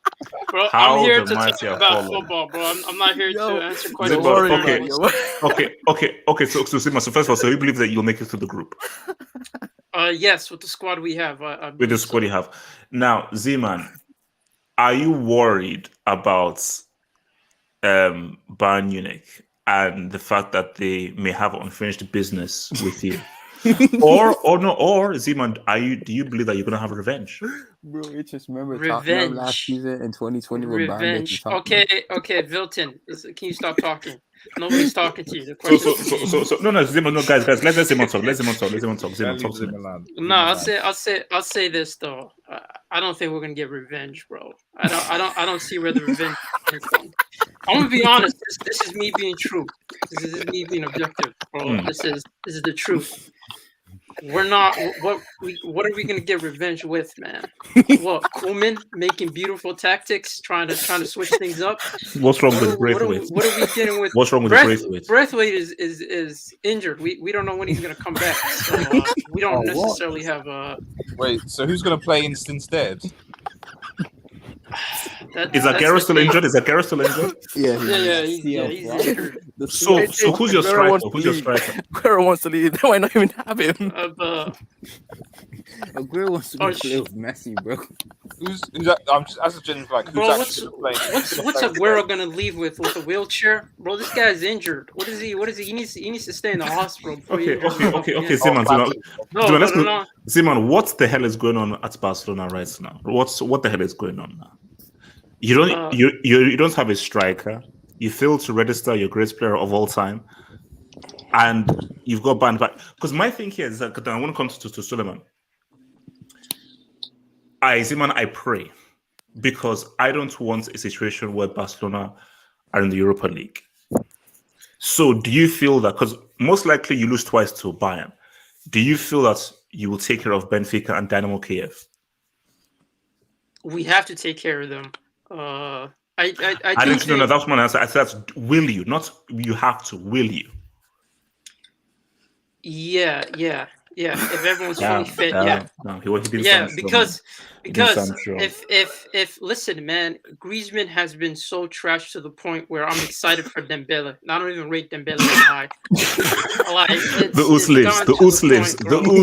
Live chat, you losers. Did you hear that? Live chat, you losers. The Oos still lives. The Oos lives. I don't rate him, bro. The Oos lives. The Oos lives. I don't rate that dude, but I'm hoping that Dembele, Ansu Fati's back, and Gavi? Aguero's back. No, Gabby is relatively young, and we all know that Sergio Roberto is going to be used regardless, unless like Sergio Roberto doesn't come back, because that's Koeman's favorite player.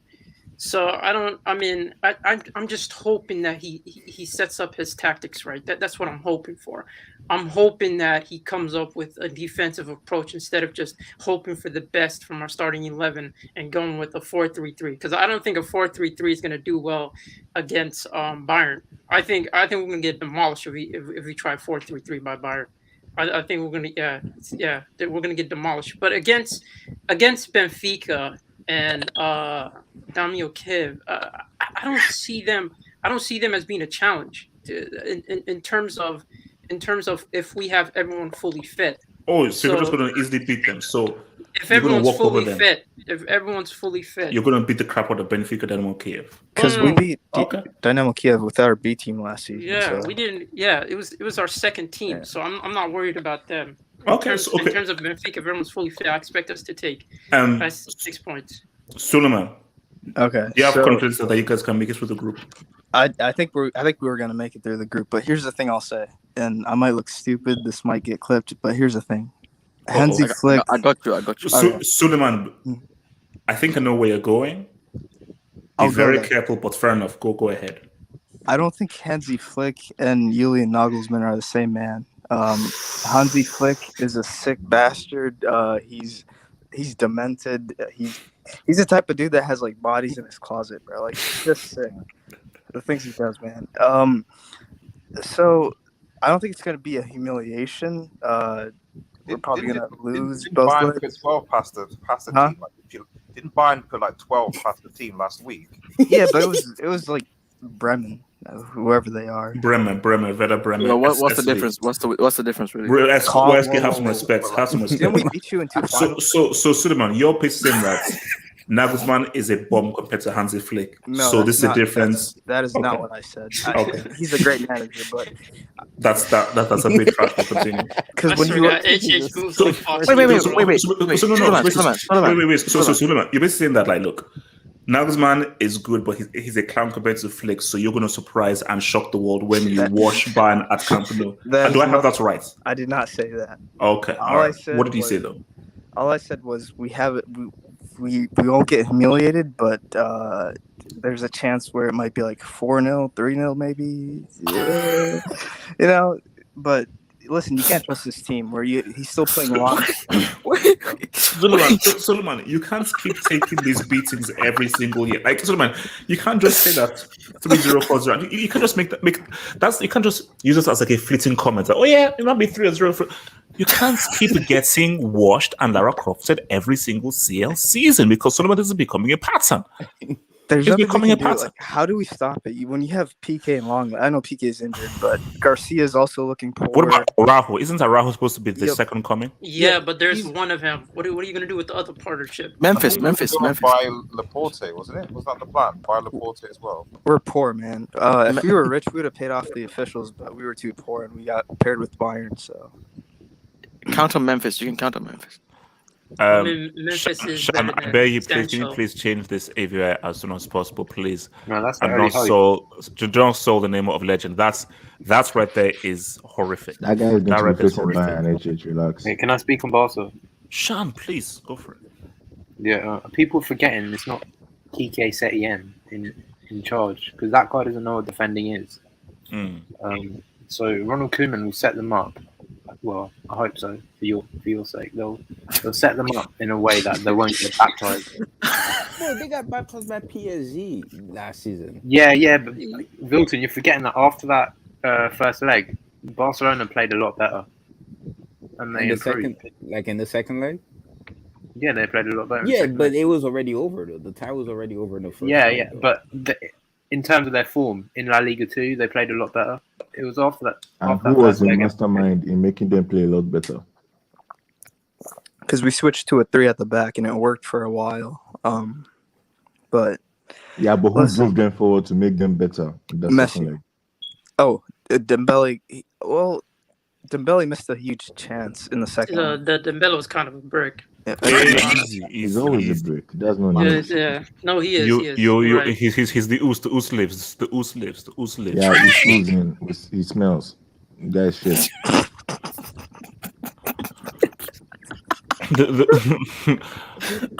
Okay, wait, hold on. So let me just read some of these things. So from your boy Salman Zaki, who says Ole spent 420 million pounds. Surely CL favorites.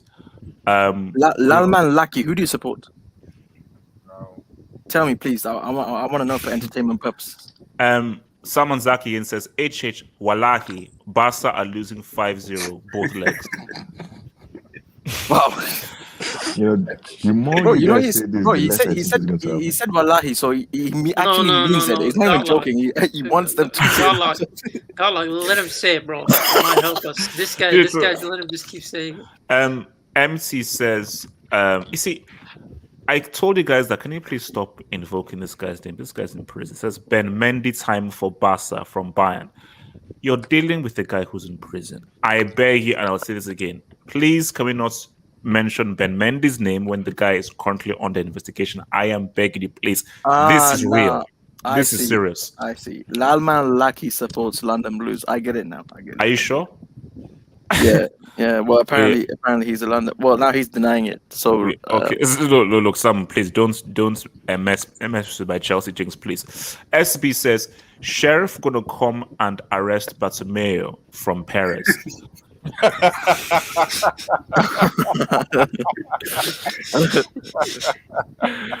Oh man.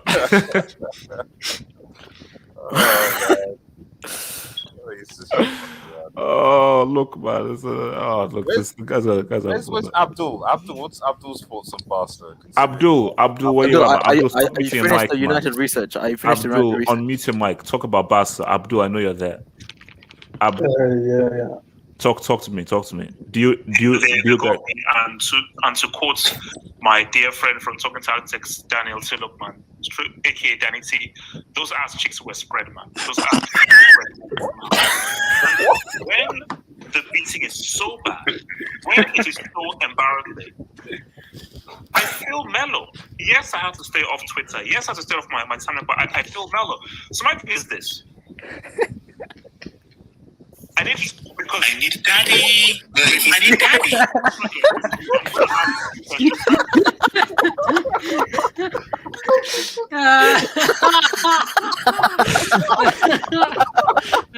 All right, I'm confused right timing, bro.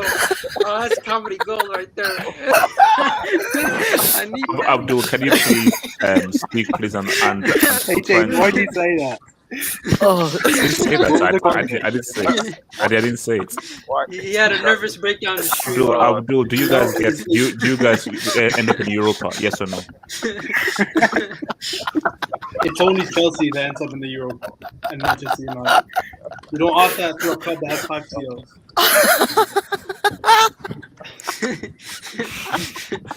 Look, man, you guys are a mess, man. You want to hear the sad truth? Wait, what's the sad truth? What's the sad truth? The sad truth is when you're being rational and logical. Yes, sir. Getafe turned up today to the Camp Nou and outplayed us. So why should Benfica not do the same? Abdul, it seems as if you're making an argument of Europa being a possibility. It's a real possibility because we have a manager that's an Everton reject. That doesn't know how to play. He has no style of play.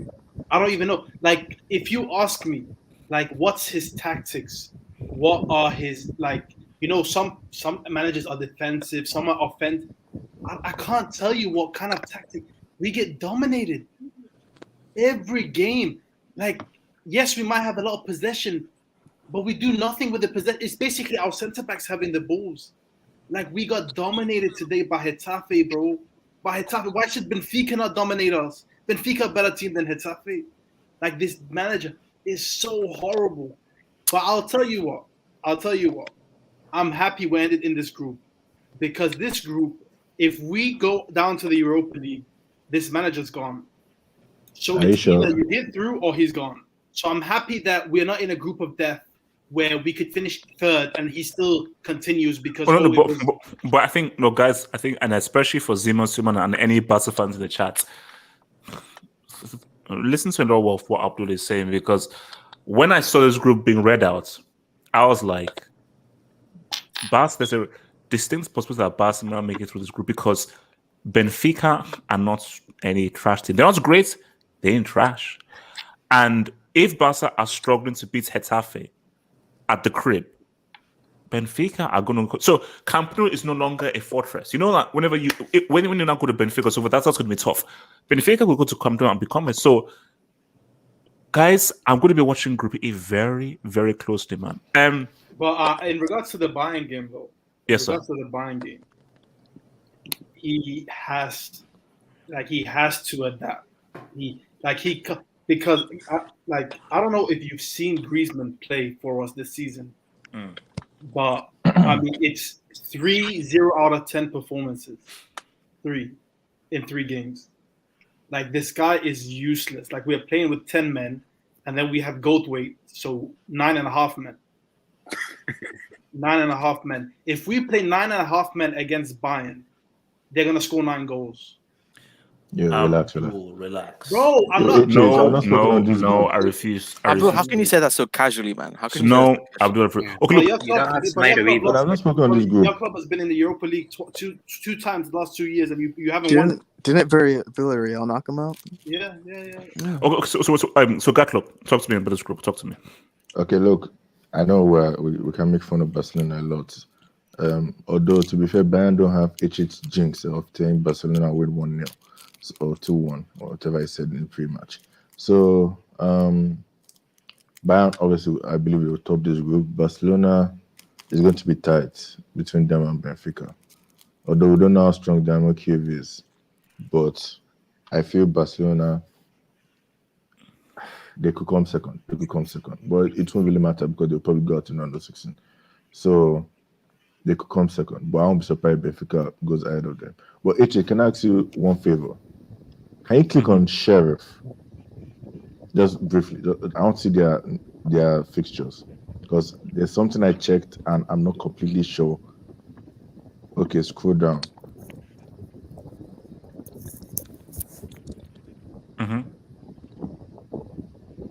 All right, good. I was scared because I looked at their fixture once and I saw this kind of, you know, when you're a football manager and you have all those teams that you don't select to play the league, and all you see is their Champions League fixtures. That's why I saw my app. I was scared. Yo, bro, they don't even have a crest. All their opponents have no crest. Okay, look, man. Wait, can I? Oh, go on. Can I just say something about Yes, sir. about Barcelona? Abdul is right, man. We have to depend on individual talent more so than our managers' capabilities, and that's where the problem lies because we don't have. I mean, who's up front for us really? I mean, you can't rely on that dude, bro. Hold on. You can't rely on there's somebody Griezmann that's as well. Striking. There's somebody that's a striker for you. I think you guys, Nicki Minaj's brother. I can't remember his name. Something Minaj. Nah, bro, you can't. Nah, you can't rely on that dude. So we don't have anyone up front except Depay. That's about it, man. And Depay is better than Sancho. I don't know why you're making jokes about this dude, bro. Relax. Sancho hasn't made his debut yet. Relax. Number 7. Depay has done more than Sancho. Though. But look, Red Devil, talk to me I about was this going group. to say, to be fair, with some encouragement for the Barca fans, for Abdul, Seaman, and Suleiman. Like, Core is a Bayern fan. And Core jinx is real. So Core is a Bayern Rumor has fan. it that he's repping Barca recently. Please don't say that. Please don't say that. Wait. So no. You want to explain that Barca already at the lowest points. They already had a group thing, and you want to compound it with Core returning back to Barca. Come on, you see, that's too much. Chelsea, man. That's too Not much. Barca. That's too Wait, much. did Bayern win the treble with Core? YSK, Nah, he didn't win it. He didn't win it. YSK. But I have a He receipt came in the of January Core transfer being a window. Wait, hold on. YSK. Atalanta, the team that beat the crap out of you in the Europa League, and a team that needs to change their name. In 2021, you can't call yourself young boys. I'm Gylfi sorry. Sigurdsson would love to be in that group. Whoa! Wow! Oh, young boys. Huh? Z-Man, don't repeat it like that. Why are you doing it like that for? Okay. Let's a ignore problem. that comment. YSK. That's a problem, bro. First of all, will you get revenge against Villarreal? And are you worried about this group, or will go down to lead you through? Why would we get revenge against Villarreal? Because then they beat I you. know you have amnesia, but something happened at the end of May. Okay, I know the guy pulled up a double save, but the guy. Gallo, you're pushing the line, bro. I'm like so close to bringing out that receipt. I'm still waiting for his bro. So. So talk See, to me.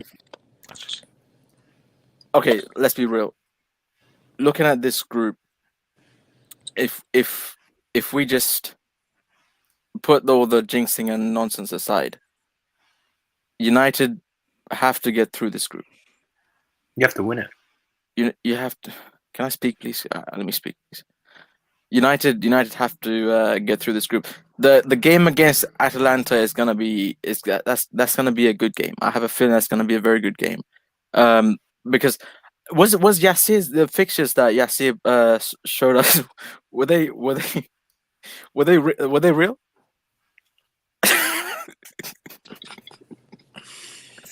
Sorry.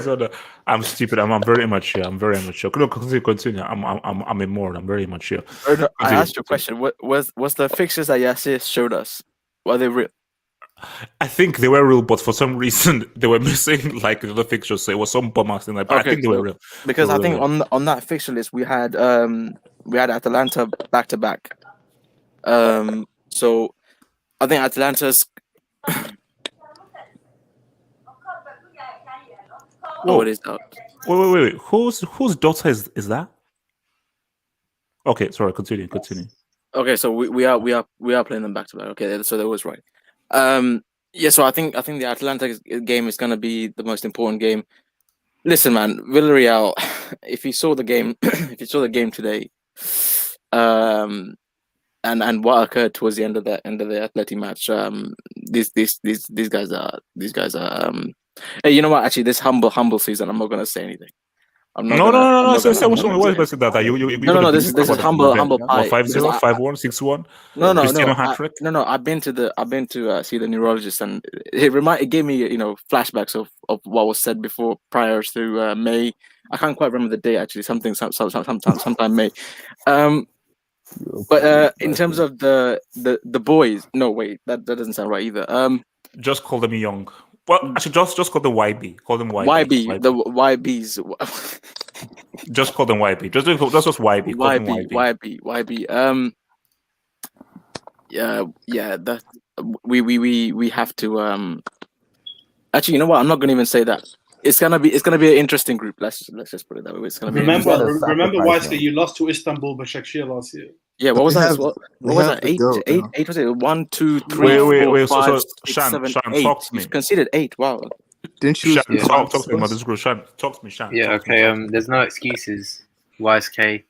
Anyone else? Oh, Red Devil. No excuses. You have to come first in this group. I'm sorry. Look at Atalanta. They don't have Villarreal. They don't have How to the hell come did you first. They lose just to have to make it Villarreal? out. No, They don't they have have to come first because, bro, Real Madrid, bro, the certain group that we should have finished first, but we always finish second. It doesn't matter. They just have to make it out the group, bro. To get a favourable draw, though, they should win this. Like, it's an easy group, and then what the hell was that team? NBA Youngboy. YB. Yeah, they're called YB. Respect NBA Youngboy. Respect him. Yeah, no excuses. I mean, Emery might pull out a masterclass, but other than that, like, no excuses. PSG, Ainty. You look at this group, man. Easy one for United, or do you see United flopping and coming third to add to our all-in narrative? Or do you think Ronaldo lives? No, I definitely don't believe that United will flop. But I believe Atalanta still have a great. They can come first, but if United draw against Villarreal or Young Boys too many times, so I would say it's Villarreal third. They want Europa. Unai Emery want Europa.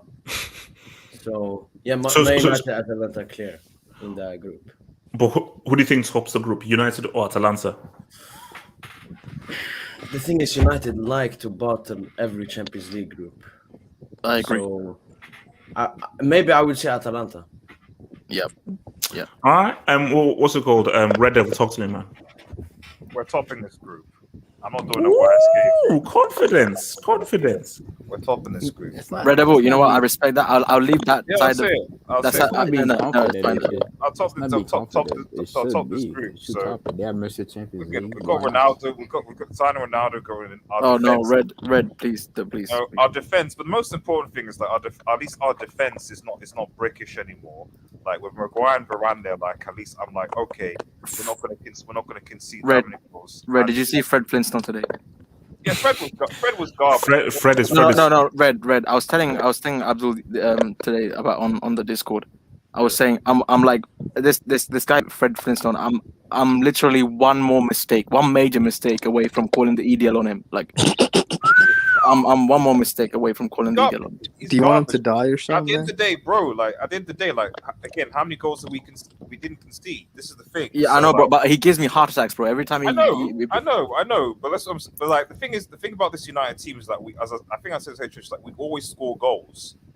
So I'm not worried about score. We will always score goals. So the question is like how many goals and whether we can actually concede it. The issue with United is that can we stop leaking goals from behind? And seeing Varane like make his debut for the first time, being comfortable with Maguire is a massive thing for United going forward. But when it comes to these teams in the group, Atalanta like the way that Atalanta plays into United hands where like they play with they go forward and they play with space. So that's going to be quite beneficial to United because we need space to play our game. So I think playing against Atalanta will be fine for us. Villarreal and Young Boys are the ones that I'll be a bit more concerned about. But the boys have something to prove against Villarreal. Like, at the end of the day, they didn't beat us in normal times. So even if we get a draw in Spain, that's not necessarily the end of the world. And then Young Boys, enough said. So, yeah, United have the squad to top this group, no problem. I'm confident. We'll top the group. Can I just say while we're on the topic? Can I say something? Let me just say something first. Since we're on the topic of United, Mason Greenwood, aka the real money Mace, aka generational talent, aka generational goal scorer. Shout out to Mason. Yeah. Respect him. Respect Mason Greenwood. I agree. Yeah. I want to just really quickly. I just okay, Ziman, speak on the night. I need to get to these dubs, but speak to me, Ziman. Yeah. I fear young boys traveling to Manchester, considering what's going on over there. But I would say this. Bro, that was too easy. Bro. Yeah. No. I mean, we have to not. Okay, but okay. I'll stop. It's a real case. It's a real. Continue. Okay. I would say this, right? I do think Manchester United are the strongest. They should make it out easy. This is an easy group for them. I mean, I don't see any challengers for them in this group. I mean, this is a fight between for second place. It's a fight between Atlanta and Villarreal, Villarreal could be more conservative. That's the only reason why I think they might end up in second place. Because with Atlanta, I just don't see these guys holding down any score lines. It's either they beat you by a lot or they lose by a lot. So for me, I could see a Manchester United and Villarreal. Can I say one thing about Atalanta? Wait. Let's get to this job because we still have to go to the group. So, first off, Salman Zaki says United are the favorites. Ole at the wheel. Salman, that's what I like. Jinx them. So favorites to what? Is Simon Now- a Chelsea fan? Now, no, he's not. He's a neutral fan. He's a Favorites for regular what? fan. Favorites So for what? easy. So from Mohammed Mahmoud, who says, "Thank you for the dub, Mohammed Mahmoud." He says, "As an Arsenal fan, I really hate AFTV and the Arsenal board for what they've done to my club and the way they disrespected Wenger. Hashtag AFTV out. Hashtag Concrete out. Hashtag Cronky out." Is AFTV part of the problem? That is he. I have never. I know this is CL, but let's just talk about this just very briefly. Why is there so much hate towards AFTV? I don't know. I really don't know. Because in a sense they spearheaded the Wenger out, yeah. No. But you see, when you speak of AFTV, you speak of Rob, you speak of the guys who are the owners. AFTV take a microphone and put it in front of what people say. Did AFTV and as an institution, as a company, say we were our Wenger out? No. They gave them the platform. Let's be right here. I'm not saying that, but it's their choice. I agree, but they gave them they gave them a platform that was popularized that presumably contributed to Wenger being out. Like, let's be real. Like, they wouldn't have had that same momentum had they not had the airtime from the likes of DT troops, etc. So obviously, and it's not like but my thing is that why should this guy blame? See, he should be blaming DT, the guys or troops, the guy was leading that. But how do you blame the institution that just says, "Hey, it's a platform, you can say anything you want"? Now, if they said, "Oh, by the way, see Wenger to receive," no, they're like, from what I know, is the mic is here. Say whatever the hell you want. And there were guys who were pro Wenger. Like Ty was super pro Wenger. He got all the airtime in the world. But the guys who were anti Wenger. That's true, though. That's what I was about to say. It's like they give airtime to both sides. So it's like if one side is getting so much results, it's because the fan base truly believes it. So for me, it's like you can't really blame AFTV if they're giving a platform to everyone. But they intentionally gave more attention to the Wenger outs. Did they ever have bro? I'm not blaming. I'm not blaming them for doing that.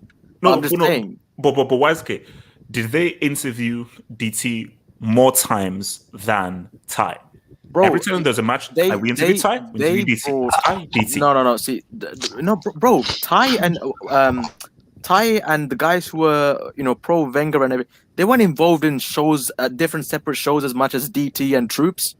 And they're portrayed as jokes. They're portrayed as jokes. It's not exactly, like, yeah.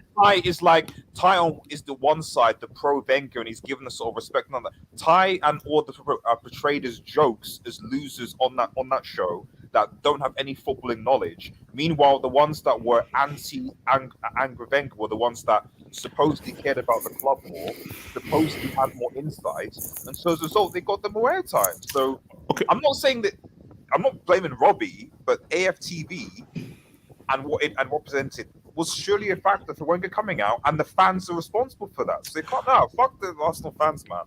Like, let's relax. So guys, the devil went in.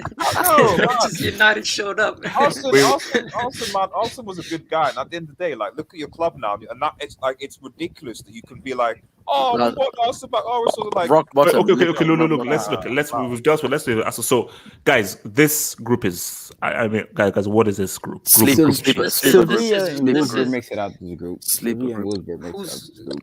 I mean, who's the less brick team? Like for me, I'm saying Sevilla, and because Salzburg have now lost Sabitzer. I'm saying Sevilla and Lille.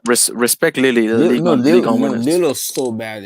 They're so bad this season. Didn't they lose their coach last season, right? They lost 5-0 in the. Yeah, they the coach so went bad, bro. So basically, it's a race for second. Then basically, Sevilla are going to get like maximum points. Wolfsburg makes it out. Oh no, I think Wolfsburg will finish top of the group and Sevilla second. Excuse me. Wait, Wolfsburg head of Sevilla. Are you smoking what? Can I say something? No, Wolfsburg can actually finish first, bro. Why are you saying it like this? I mean, to be fair, a lot of crazy things happens in football. I know. Okay. Sorry, Shan. You want to pick Shan? Yes, a bit to play for Leipzig, not Salzburg. Sorry, I always get the mix up. Sorry, yeah, Salzburg. Okay, I mean, look, I still say Sevilla top this whole thing. So maybe sorry. Maybe it's Sevilla, Salzburg. Sevilla top, Salzburg second. That's my take.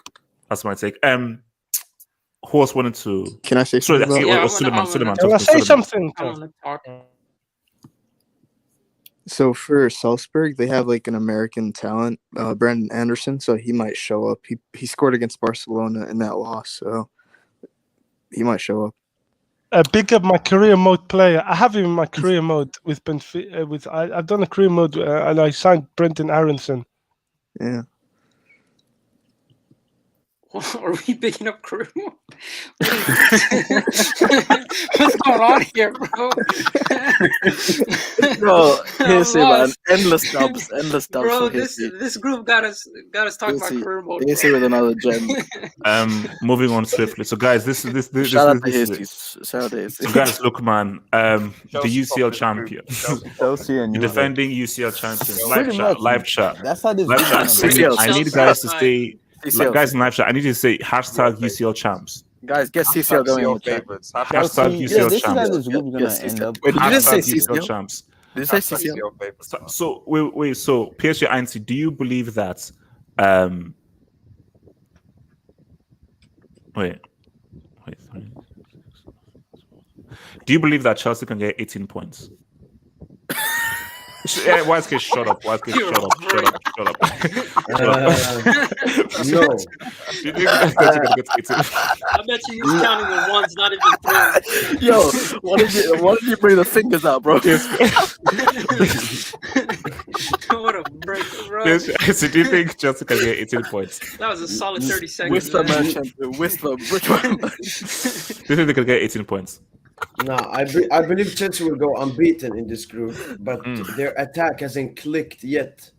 So maybe they will get a draw against one of the other teams, but unbeaten for sure. I mean, but how fearful do you think Juve, Malmo, are of like the might of Chelsea? Because again, one of the biggest clubs in the world, UCL champions, has the most exciting young player in the world. So how fearful The biggest club in the world. do you think Juve and Malmo should be of Chelsea's might?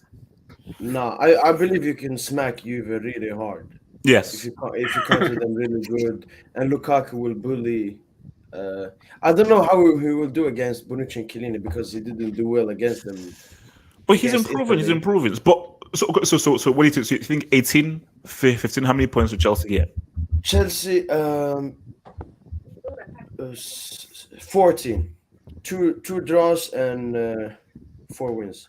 Okay, that's fair. What's it called? Wilson. How well do the Chelsea do in this group?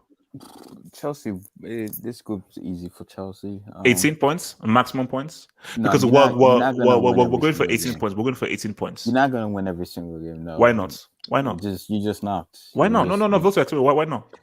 Like you're gonna have that one off day, bro. You just. Are you Well, sure? matter of fact, let me see your schedule. Let me click on Chelsea. Let me see your schedule. Oh, so Zenit, Dub, UV away, Dub. See, you have City, bro. Look. Malmo. That's going to be a limitation. Go basis. You have City, then you have Juve after. That's 2 big games back to back. You might rest You might rest some of your players. or City's something, I don't know. City's not a big game. That's a small club, man. Didn't they smack you 6-0 though? Didn't we beat them in the UCL final? Didn't we beat them 3 times last season? Small team, I'm just small saying game. though, but how does a small team beat you 6-0? this. No. We beat them 3 times last season. Zimmerman, I got you. Zoltan, 3 times. Record this small team. But no, I'm sorry. Small team. Like if you're Bayern, yeah, I would have said you would have won. If Bayern was in this group, Bayern would have won all those games. But Bayern are the UCL champions. Wilton, we're dealing with the best team in Europe. Bro, there's nothing wrong not winning it. Bro, Real Madrid, bro, like 2015 was the only time I think we won all of our games. But other than that, we don't give a crap about winning every single game in the CL, bro. It's just the CL is all about it's all about who can catch momentum at the right time. Who cares if you win all these games? It's not gonna do anything as long as you finish first. You get a wait. Mo in the chat. I know you like talking slick. When last did United win a major trophy? In the chats, Mo in the chats. When last did your Thomas club win a major trophy? They're sick, bro. They're sick. Loser. Tell me where Mbappe is. TikTok. Yeah, Chelsea. Yeah, you guys gonna finish first, but I don't think you're gonna win every single. You might get a draw against Juve, or Juve might even beat you. Never know. but I don't see you Shout winning. out Watford. Filter, come on. Filter, come on. Juventus are not still not beating Chelsea. Why can't they beat you guys? Porto Watching beat you was guys, bro. Porto Chelsea- beat you guys. Why can't Juve beat you? Filton, let's be real. Juventus are not No, beating if Porto Chelsea can beat you, why can't they beat you? Why can't because Juve beat Chelsea have become stronger and better. They're not. They at max is scoring one goal against the Chelsea defense. They're not touching Chelsea. Okay. Shan, Well, I'm saying you're not gonna win all. You're not gonna get max points. If you do, I'm gonna come in here and apologize and say congratulations. Oh, you but best will. I hope you're I recording see Chelsea this, bro. get a draw. No, I see Chelsea at least get a draw. There's no way I don't see Chelsea winning All every right. single game, bro. Wait, Shan, talk to me. So Shan, Gotta get that apology ready. can Chelsea get maximum points here? I agree with Hilton. Like, I don't think you'll get 18 points because of the schedule. Hater. And also because of the distance you have to travel, because you have to go to St. You have to look Petersburg. at the schedule, bro. That's what I'm trying to tell you. You have to go all the way to Russia, play a game in Russia. You're gonna have fatigue and stuff. Some games, like you're not all gonna be 100% every game. You're not gonna have your best starting 11 out every game. Like something's gonna go wrong. You're not gonna get 18 points. Well, I doubt it. Who else? Can I talk about the Chelsea? Z-Man, talk to me, man. No, bro. You see, these guys don't believe you're gonna get 18 points. I know how hard you try to calculate that, and just for your efforts, bro. I believe Chelsea. Z-Man, I was doing that for comedy. No, bro. Chelsea are gonna sweep these guys. You see, I don't think you guys are gonna absolutely destroy Juve. You guys aren't that type of team. I don't understand where 6 times people 3 get is it 18. from. Yeah. Yeah, I think it's gonna be like a 3-1, bro. That's what it's. By the way, didn't Bonucci and Chiellini 3-1. pocket Lukaku at the Euro? Didn't Lukaku finish with double figures in goals and assists last season for thingy? No, wasn't he behind Cristiano? Zimmer, talk over him. Zimmer, talk over him. Let me meet Zimmer. I'll meet him. Wilton, you're wrong. What pocketed him is his control against Italy. Listen, I'll say this, bro. YSK, talk to me about what thing he can do in this game. Zeman is in the sin bin. That was below the belt. YSK,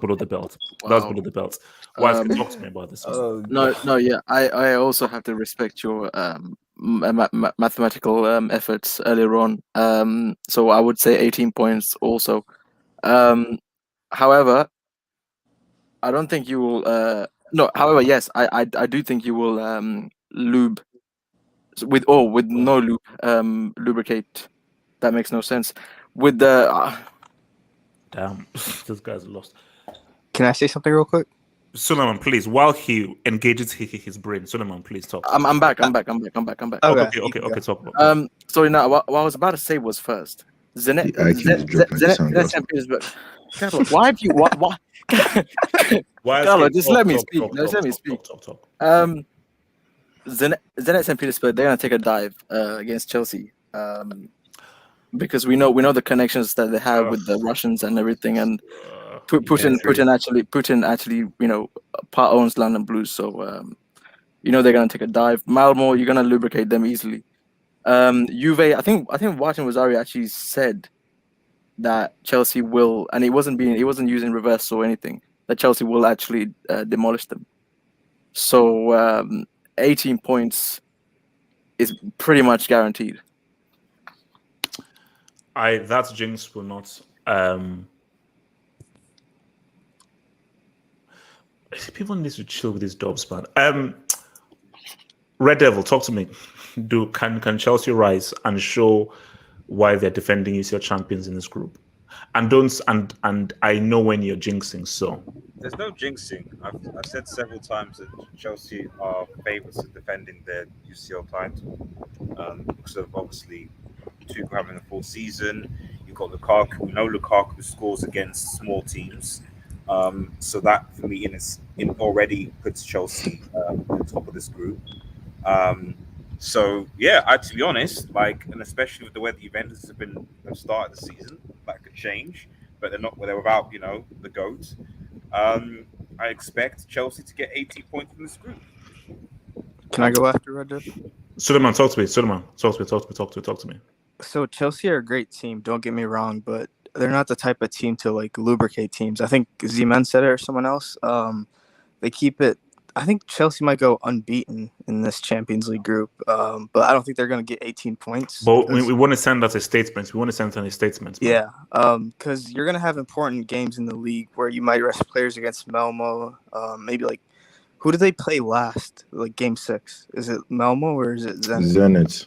Yeah, Zenit. so they might rest players against Zenit. So maybe like 15 points around there. Yeah. Who else wants to talk on this whole on Chelsea? Yeah. Go first. Yeah, Gatlook and then Barry. I can see 5 wins, 1 draw. Yeah, I don't really think it's going to be 4 wins, 2 draws. I can see 5 wins, 1 draw. That 1 draw is probably going to be against Juve or maybe against Zenit, because Zenit is your last game, and if you're already qualified by then, you probably want to take it seriously. So I see you guys just putting some kids out there, especially because it's away to Russia, and you guys are black. So I mean, you need to be careful. So in that kind of situation, you need to just put some kids there, some homegrown guys, the mounts of your group. So yeah, I can see 5 wins, 1 draw. But if you lose against Juventus, you're going to look silly. You probably will sit up that group, but you still look silly. And it will be funny if you actually lose against Juventus. Relax. We are dealing with the UCL champions. Chiesa might show up. Remember in 2020 when Bayern got 18 points? You know, the last time a team did that was in 2015 prior to that. So even the great MSN that you always talk about. Yeah. 2015, Real Madrid, we got 18 points. Oh, well, Wilton, we are aiming to emulate that. I'm just saying it's difficult to We're aiming to emulate. We've got the verts. We have the verts. We've got the verts, man. We've got the verts. Okay. Let me just hit this. So, from your boy Salman Zaki, who says, HH, United have the GOAT CL player. No more excuses. Salman, I know this, but they keep on denying it. They have Ronaldo, and they have to say what's up with Ronaldo. And King Gubani, what's PSG's excuse? King Gubani says we will panel beat this group Wesley Pipe style.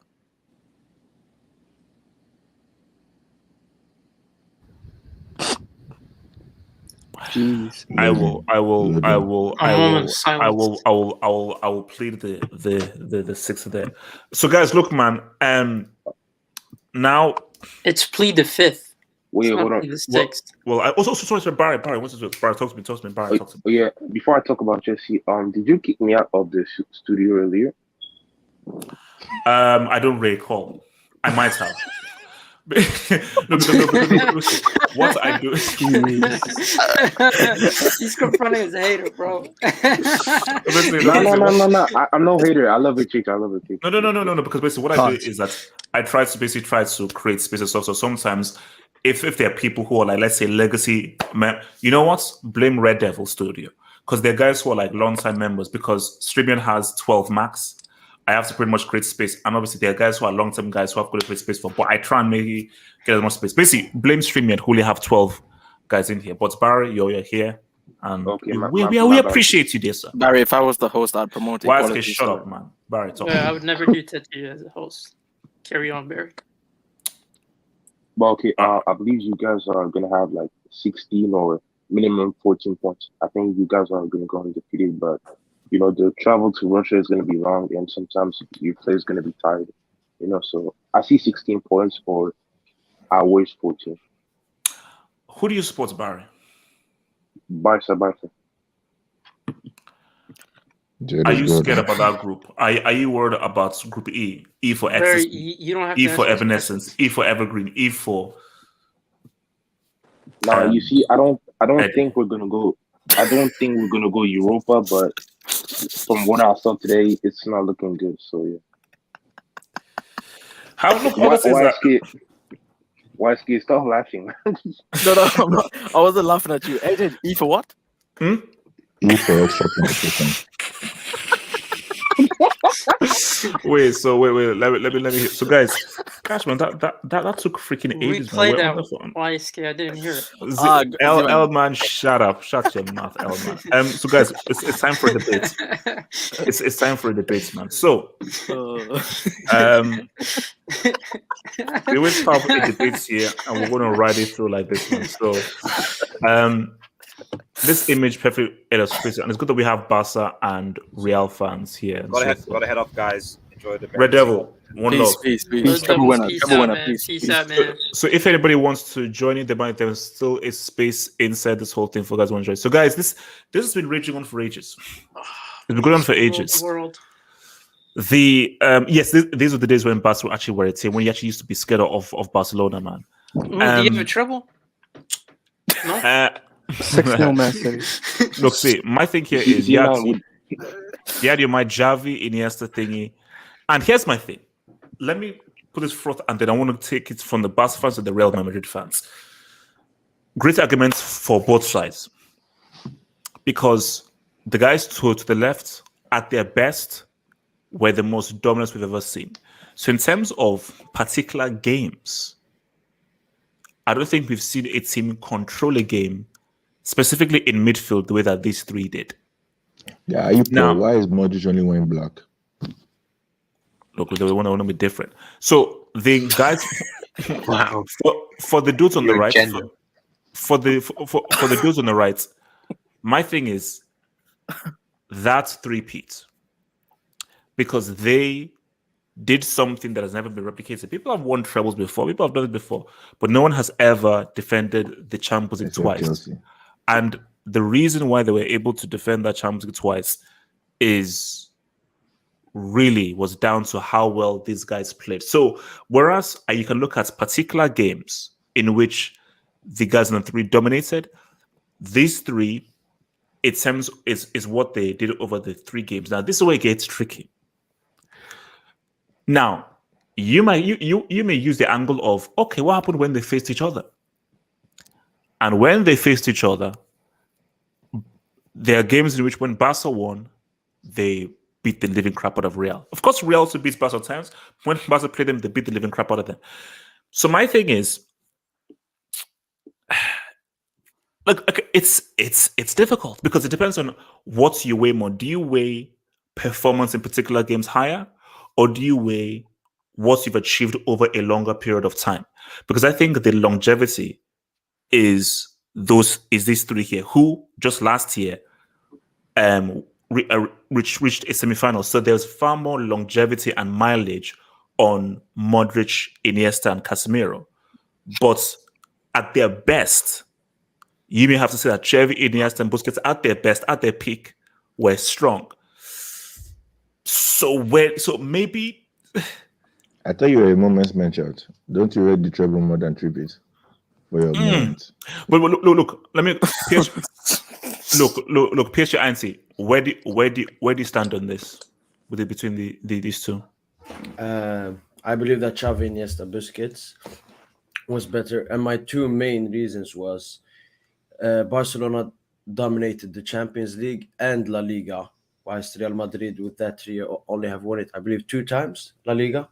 And the second one is a lot of when they won the Champions League and stuff, it was a lot of Ronaldo scoring goals from crazy angles and stuff. Whilst Barcelona, when they were so dominant and how Messi got all his chances, it was down to Xavi, Iniesta, Busquets creating and playing tiki-taka with him. So that's why I believe they are superior to Kroos, Casemiro.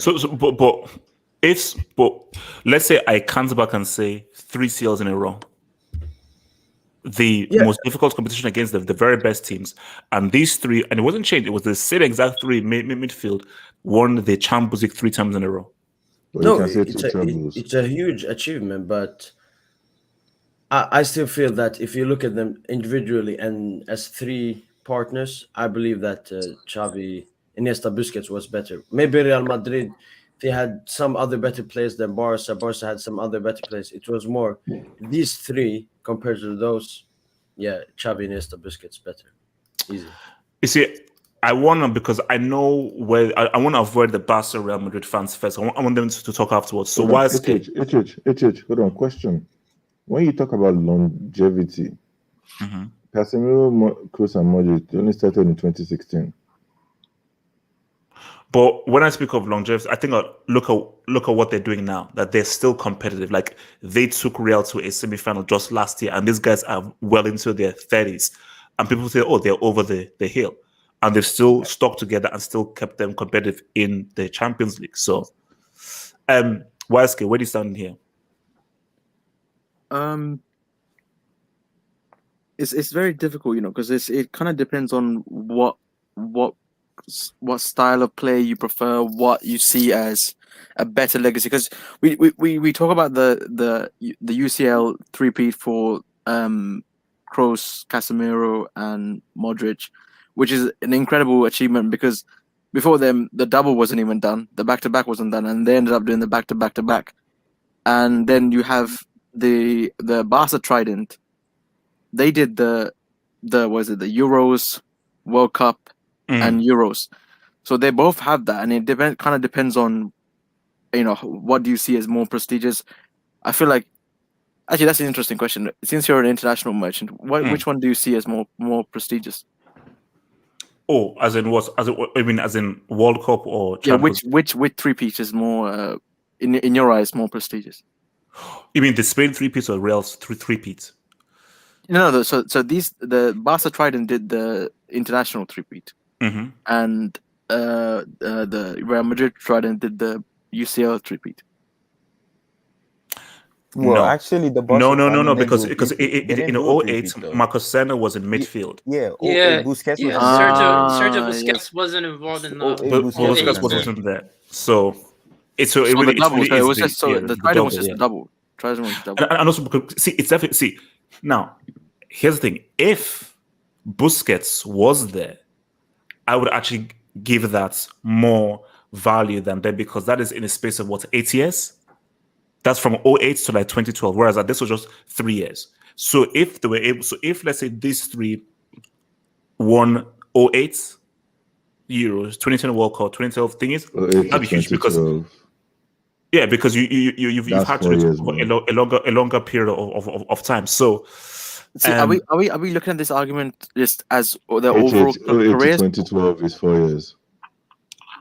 Are we looking at these dudes' careers just at club level or international? Because internationally, they haven't apart from the Xavi and Iniesta connection, and then Busquets later on. You can't compare the other guys international. So are we just mainly focusing on club careers? No. See, my thing is compare them internationally. I want to focus on its. No, use anything. You use anything. You use. No. Actually, it's gotta be club. Club. Yeah, it's gotta be club. Yeah, it's gotta be club. Club is better. Me personally, I'm always gonna pick the achievement that they did in the UCL. I think the UCL three-peat is actually so underrated. People look past that so bad because before they did the double, it was unheard of. Obviously people did I think Liverpool and Real Madrid, or the Real Madrid side did 4 times or 5 times in a row the European Cup. So the UCL was something that was no matter how dominant the teams were. You look at the 09 and the 2011 Barca sides, they didn't manage to do it. And then the MSN era as well, they didn't manage to do it. So the UCL achievement that these three, and they were a vital part. Yes, Cristiano got the goals, but the way in which those three operated in midfield was vital. It was vital for them. And the proof is when Cristiano moved to Juventus, I now look at Bernardeschi, Weston McKennie, and so forth. They now see the value of these three. Yeah. So I feel like again, for me personally, the style of play that Kroos, Casemiro, and Modric that trident, I prefer that style of play to the whole tiki-taka thing. Maybe it's PTSD, but whatever. But we won't get into that.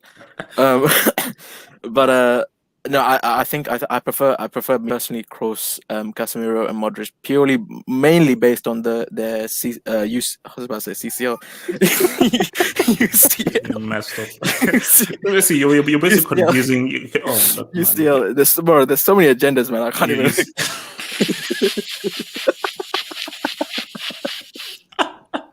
I think I'm surprised you don't even like Xavi and Iniesta, Busquets more for that 2011. What is it? Since you hate United, I'm surprised you don't like Xavi, Iniesta, and Busquets more because of that 2011. No, look. I just have to be fair here. No. I was joking. That was a joke, by the way. I wasn't putting the United bias into that. I just prefer and I respect the UCL. Look. Rob. So talk over this clan, man. Rob, talk to me. Which one do you choose? I'd go with Iniesta, Xavi, and Busquets. They Actually, wait, Rob. Is this Dutch bias? no, in what way? You being Dutch, this is Cruyff's team, the Cruyff ethos, and they really are building off the Cruyff Dutch special ethos. Or you just feel that they just so why do you think they're better in what is what's your argument? That beat Holland in 2010. So I doubt it's being biased. Yeah, but it's still Cruyff. But what are the reasons that you're picking it? Well, they won the treble, for example, and they scored and got more assists as individuals, for example, in comparison to Modric and Kroos. They have a lot less assists and a lot less goals. Okay. Wait, I have a question for Real Madrid fans. Shout out to Nicholas in the chat. Why don't you guys like put more like see if United did the UCL three-peat, I will not not live it down, you know? I will bring it up every single time. You know how the treble comes up? I will bring that up every single time. But I've not heard one Real Madrid fan come out and talk about it in such Gadlock, you support Arsenal. You support Arsenal. Relax. To be fair to Real Madrid fans, when you've won it 13 times, 3 is nothing. I know 3 is all you've won. A three-peat, bro. A three-peat. They won it back to back. But they've won it so many times. So that's the issue. But in all honesty, YSK, I might sound like a bastard. Like I've kind of already passed the three-peat. I want to win the championship again. Exactly. Bro, how is that even? Wow. Like, no. But you have to understand, like when you think about the Di Stefano Puskas era, they did not think of when they won it with Zidane, Raul, and those dudes. It's like once you're so used to winning and so forth, you don't view it as a big deal. But obviously, if you've not won this whole thing 13 times, and especially when it's a case of where there's an expectation of you to win this every single season, and you're trying to buy players like Mbappe and so forth to ensure you win this trophy every single season. A three-peat, you don't hang your hat on a three-peat because you feel, no, it is our divine right to win this competition as Real Madrid. In other words, there are levels to this. Yeah, in other Pretty words, much, like the Real Madrid fan, especially last season, like the Real Madrid faithful honestly thought we were supposed to win the Champions League still last season. No matter how bad the team is, like the expectation is to make the final and win it every single season. Of course, I like the three-peat because I've never ever seen my team done that. But at the end of the day, though, it's just to be honest with you, bro, I'm ready to do another one, bro. 2018, that was what 3 years ago, bro. Okay, wait. Let me bring in. So, what's it called? Shan, talk to me. Who do you choose and why? I think there's arguments for both. For me personally, I say the level, like the eye test, is got to be Barca trio. I mean, what they did was just stupid. But you can argue that like the Real Madrid trio is much better defensively, and they can play in different styles. Whereas the Barca trio, literally, it was tiki taka and inshallah. But like the Real Madrid trio, like there'll be games where like the Real Madrid team weren't dominating, and they had to like counter attack. They had to, dominate teams. They had to, there's much like they played a different way. and they could play different ways. Whereas that Barca team, they rarely ever got dominated. They mostly had like 60-70% possession. Individually, I'd say the Barca trio is better. But as a unit, you can make arguments for either. All right. What's it called? Heresy. What's the between these two? These two are very good midfielders, but I'm gonna have to go. Can you hear me? Well, these six. Yeah, I can. Yes. Oh, yeah, sorry. Just making sure.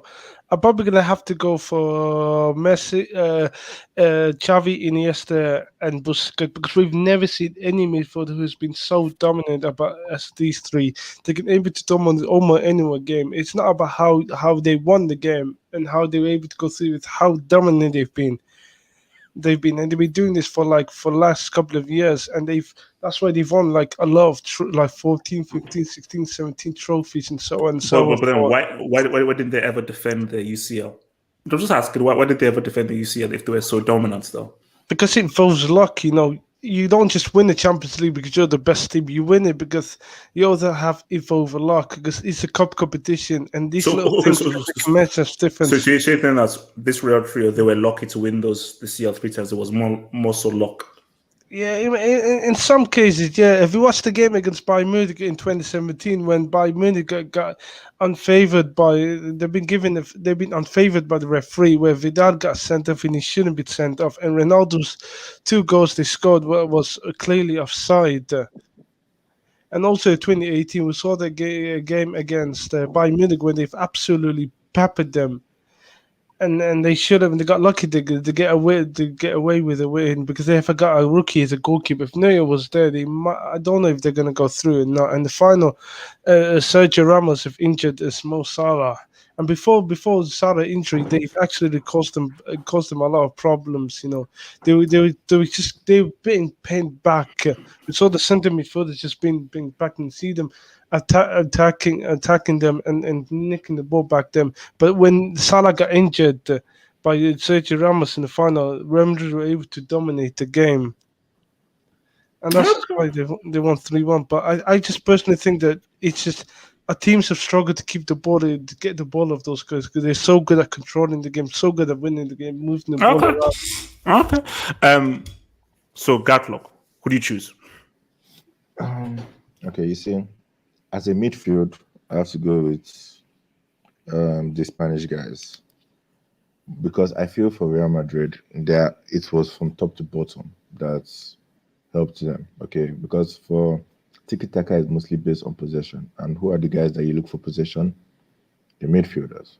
And to be fair, you made a point about why didn't these guys go back to back? As midfielders, you create, right? So yeah, you need to. And what have you called Ronaldo? The best goal scorer in Champions League history. That's who Casemiro, Kroos, and Modric were supplying to.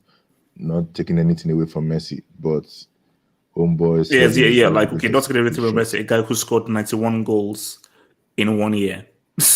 How many of that was in La Liga? How many of that was in Champions League? How many of that was in Champions League knockout stage, not just the group stage? We need context. I mean, he did score 5 goals in the Champions League game. So look, I mean, and he couldn't find a goal against Chelsea's defense. No, but true. But he is the second highest Champions League goal scorer of all time. But yes, Cristiano is number 1, but he's number 2. Yeah, but Ronaldo's ones are more clutch. And when they were doing the three-peat, you went through that three-peat yourself. Ronaldo's goals were more clutch, scoring against defensive teams, not just teams that give. I'm not taking anything away from Messi.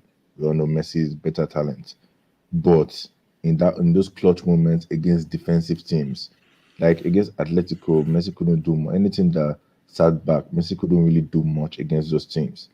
He did his best, but he couldn't do much. Ronaldo, however, how many goals has he scored against Atletico? He scored a hat-trick in the semis. He scored against Juventus. Sit deep, give him space. Ronaldo can still get that goal. Heading, left foot, right foot, whichever. So that's what Casemiro Modric and Kroos were supplying to.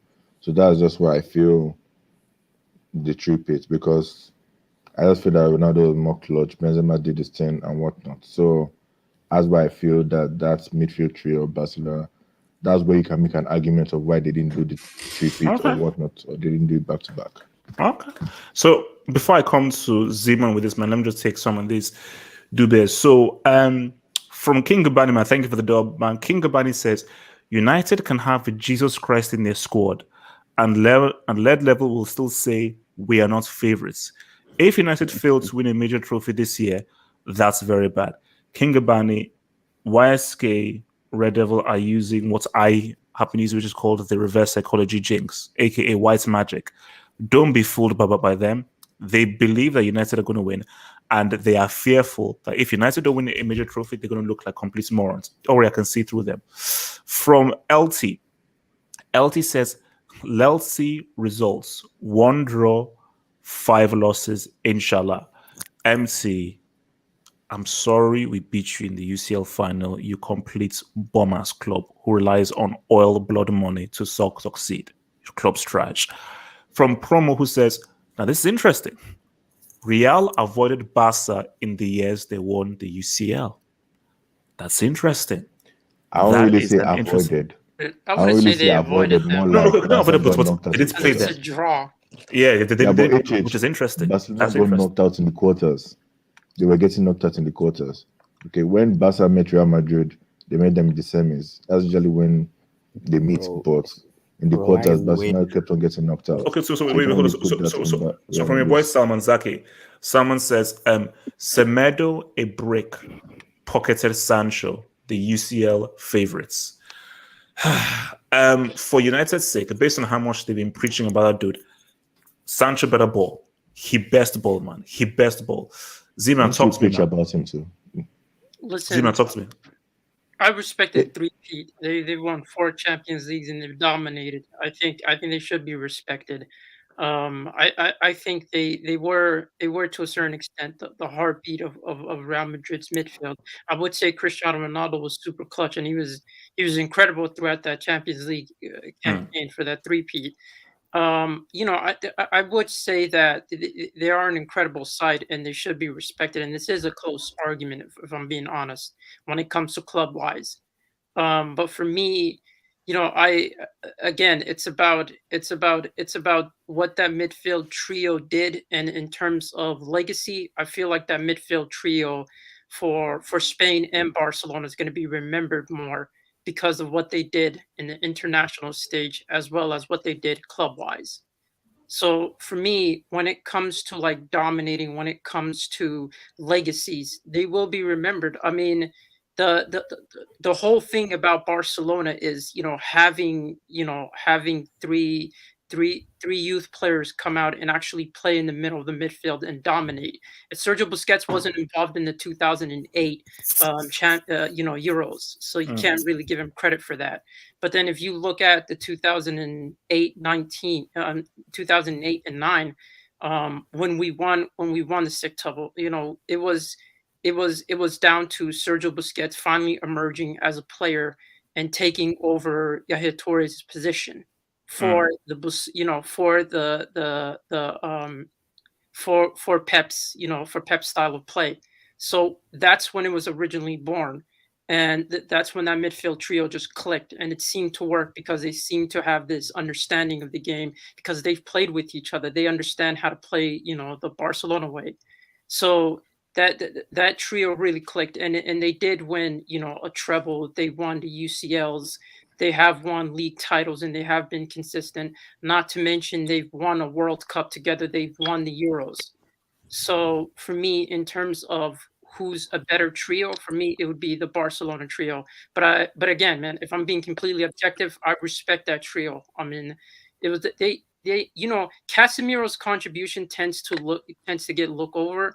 Majority of people, they only talk about Kroos and Modric's contribution, but Casemiro, from a defensive standpoint, that guy was absolutely. So, actually, let me ask you this though. Let me throw this in because you mentioned the whole Spain thing. Let's just add that.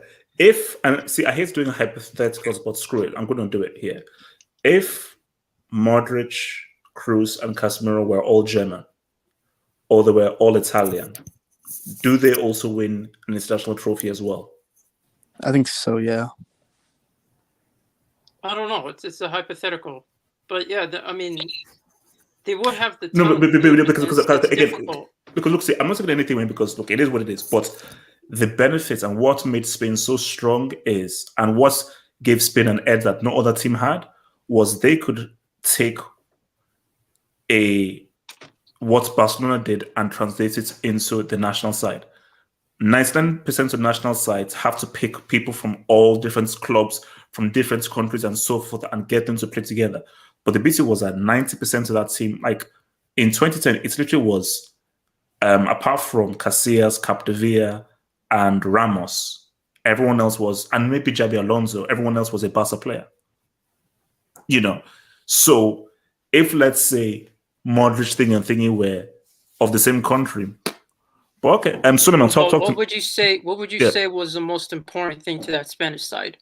If you had it position-wise, what was the most important thing to that Spanish side? Was the I would midfield. say midfield. Yeah, that midfield carried them, and the fact that these guys were able to carry.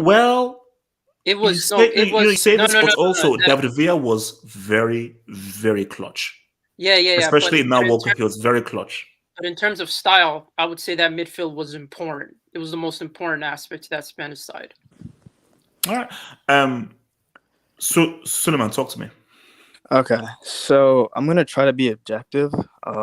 Obviously, I'm a Barcelona fan, so I'd say it's a trio of Busquets, Xavi, and Iniesta. And I like the way they play more, but I'm gonna give arguments for Real Madrid, just to be objective. So, listen, if Barcelona won a 3-peat, I'd never stop talking about it. You'd probably kick me out of the stream just how many times I'd mention it.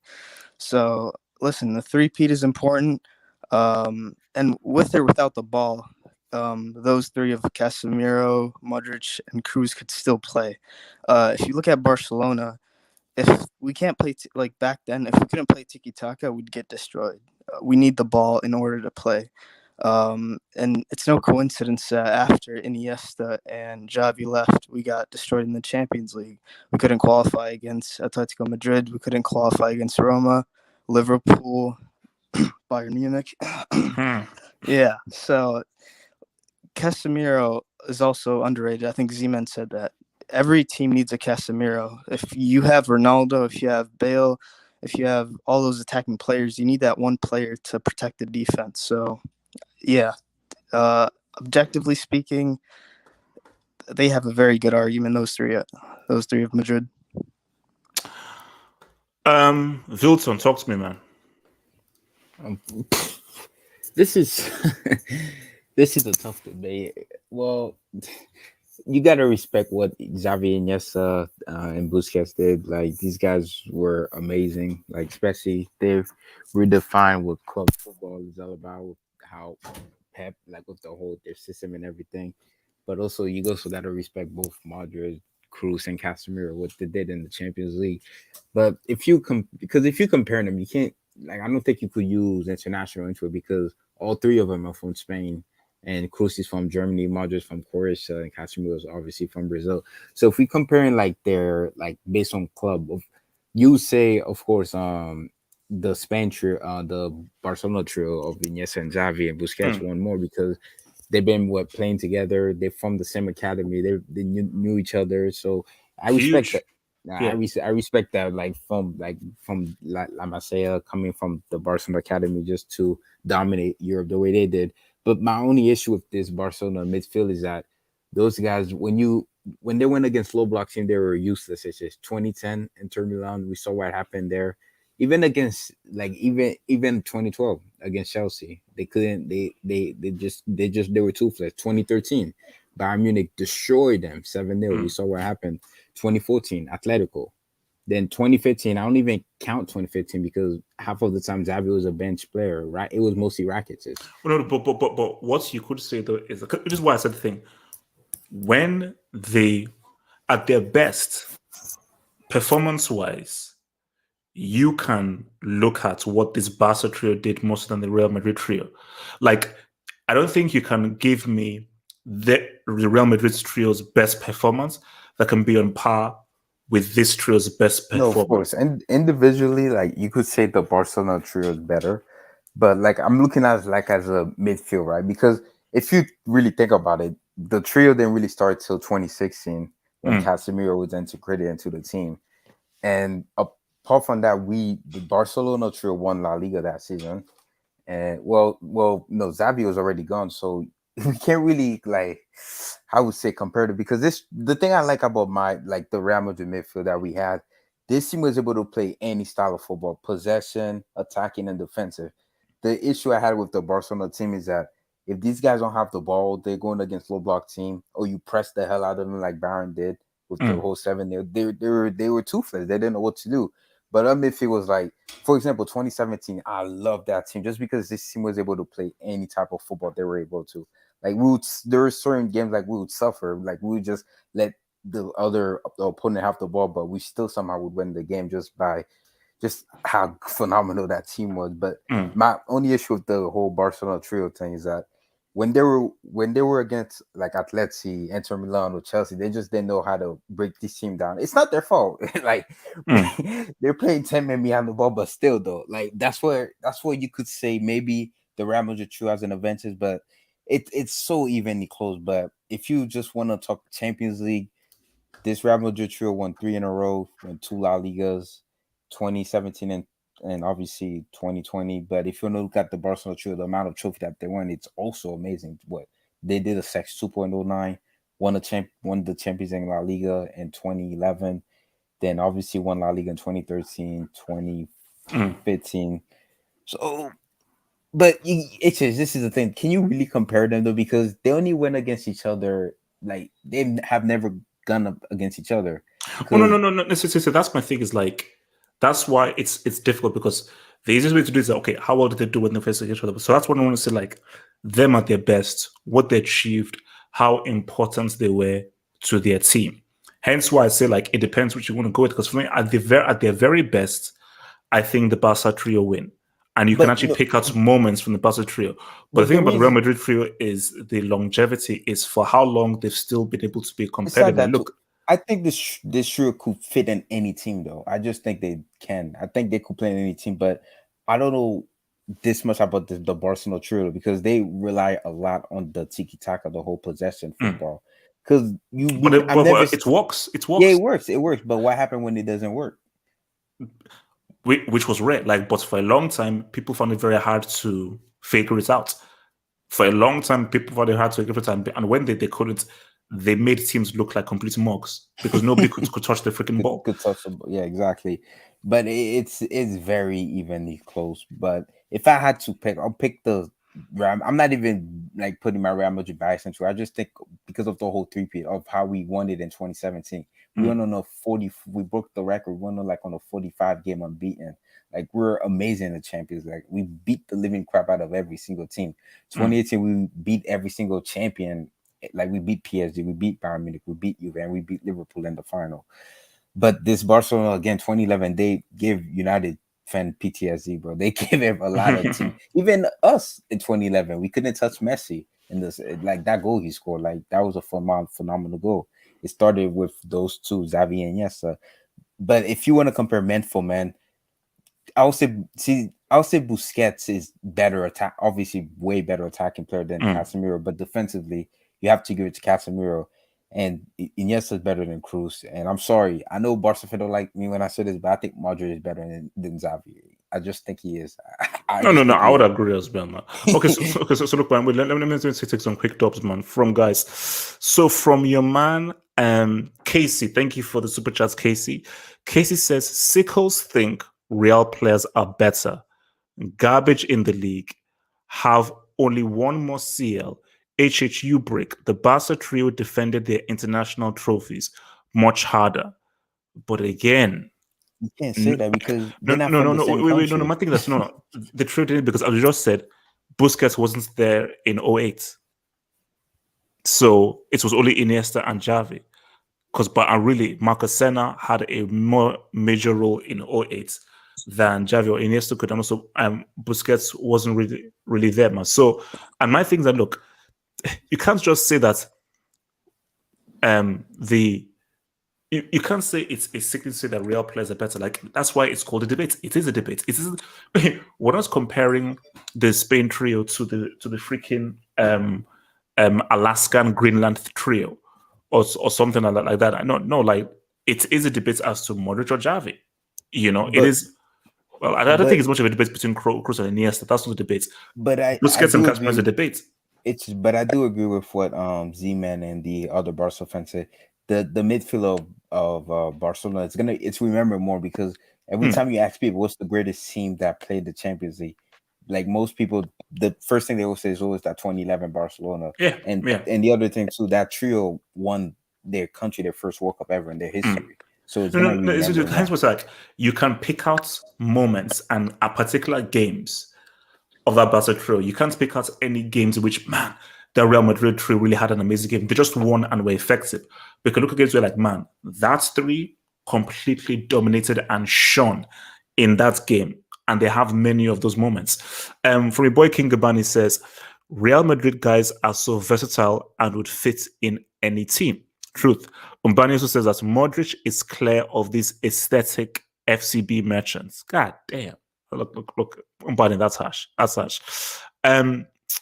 Salman Zaki says, United's last title, Michael Jackson was alive. Wow. Oh, damn. God. Jesus. Damn. I mean, look. All right. Okay. Mr. Long John Silver 90 says, Spain's midfield also had Xabi Alonso, not a trio. You see, I think, again, I can look because again, like Xabi Alonso was there as well, so it wasn't really fully that trio, even in 2010 and 2011. Like it was a combination of guys. Hence why it's better just to compare them both for clubs. All right, Barry, talk to me about this, man. Barry.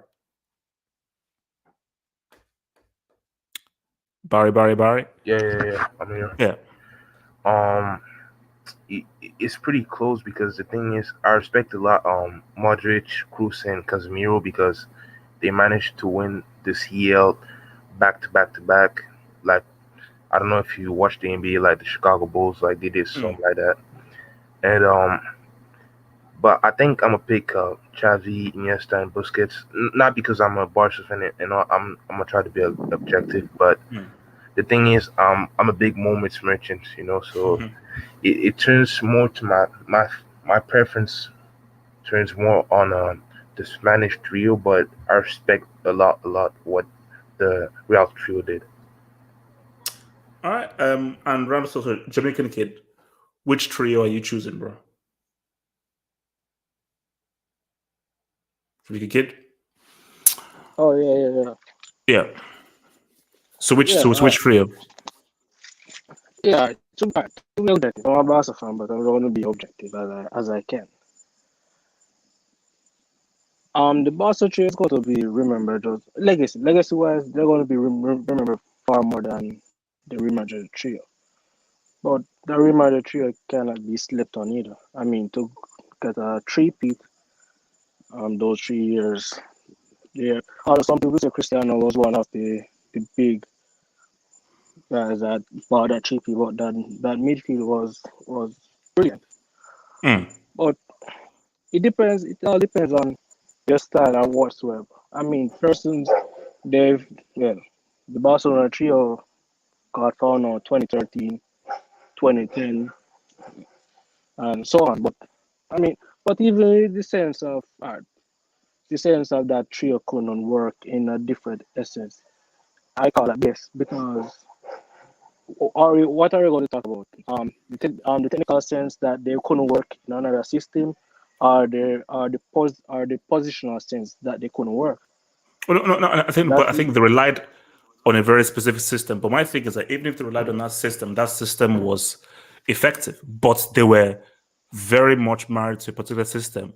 But I don't think that means anything because it was effective and it was a system that people found very hard to win. And football is all about strategy.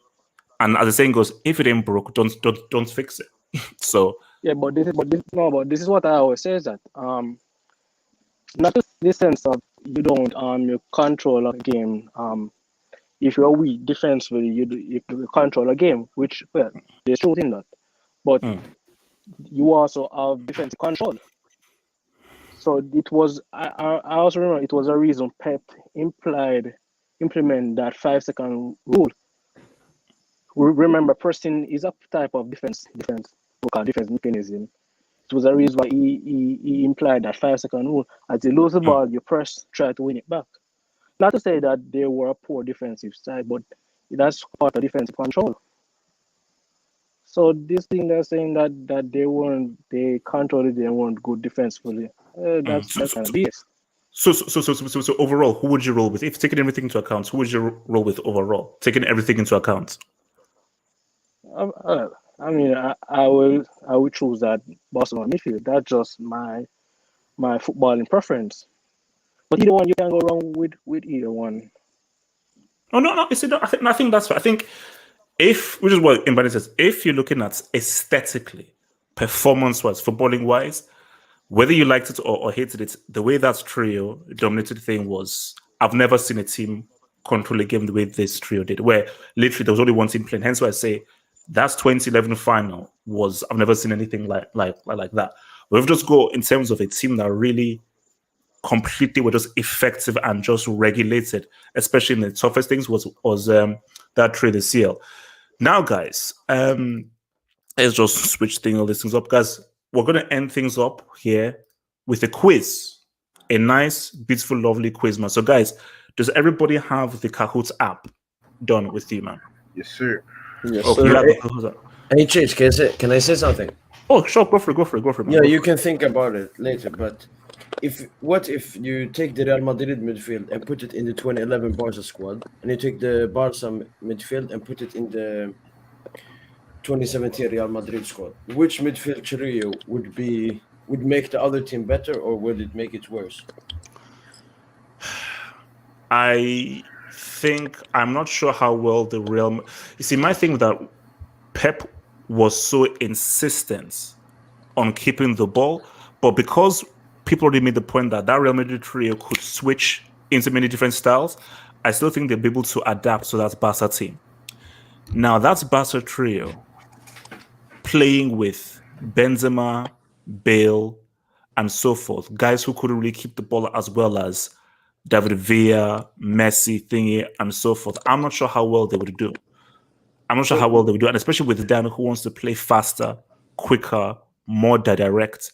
It now goes by the point where we say that could that trio adapt as well as the Real Madrid trio can play possession, they can play defense, they can play any style, and they can learn and adapt. I don't know how adaptable Iniesta and Thingy could be. They'll still be good, but what made that Zidane team so good is Zidane was like, no, possession, defense, counter-attack, attack, direct, and they were able to switch into so many styles over so 3 years, hence why they were so hard to beat. They were so hard to beat because you didn't know what their strategy was. Because you're like, oh yeah, how do these guys have no pattern? They just they're like chameleons. They can just change it to whatever they want to be. Yeah. All right. So, guys, 252-10. Hope you're all lucky now. It's not time for a little quiz to end it all. It's a nice little football quiz. So I'm going to now post the what the fuck is this? I'm now going to now post the link in the private chats, man. I'm going to post the link in the private chat. So, all right, what are we doing? So, all right, hold up. Yeah. I hope there's not a question like the Isco one Wednesday. Bro, it's called a dud. Okay. I know, but flipping 42nd minute. I know. It's called dud. It's called dud. All right, guys. What's the question is based on? Champions League? Oh no, just general. It's general. Oh, there's gonna be narratives everywhere. The pin is in there. The pin is in there, guys. The pin is in there. The pin is in there, man. The pin is in there. So guys in the live chat, you could also take part and people that can answer the questions and all that whole lovely stuff, man. All right. Oh wait, who's calling him Fatzad? Who called himself Fatzad? YSK, if that was you, bro, it's not me. Trust me, it's not me. And who called himself El Phenomenal CEO? You know. Wait, HH, can you share the screen just in case the question doesn't come up? Oh no! I will. Because sorry, the questions are on the screen. The questions are not on your device, so you have to look at the screen for the questions, and then you have to now click the colors on your device. I hope you don't have only 5 seconds, bro, to answer the Oh, question. it is 5 seconds. That's the whole point. 5 seconds? Yes, Yeah, this bro. is 5 seconds. You can cheat easily on it. No, 5 seconds, bro. You don't have the time to search. So is everyone in? Is everyone in? I think everyone is in. But some of these questions have you thinking, bro. All right, everyone is in. Okay, let's do it. So, guys, I told you this is called Dud. This is called Dud. No, okay, no, so no. Can you show the names? Guessing time. okay, let's show. So, guys, remember you have to look at the screen for the questions, man. Wait, one guy isn't in. Oh, have you locked? Oh, okay. Okay, wait. All right. No, hold you on. did. You did. Wait. It's okay. Does someone still need to get in? Yeah, apparently. So wait, I think that we could get one more. So it's 1, 2, 3, 4, 5, 6, 7, 8, 9. One more can come in. One more can come in. We've got 9 guys in there. I think we could get one more. Who missed out? Yeah. Where is she?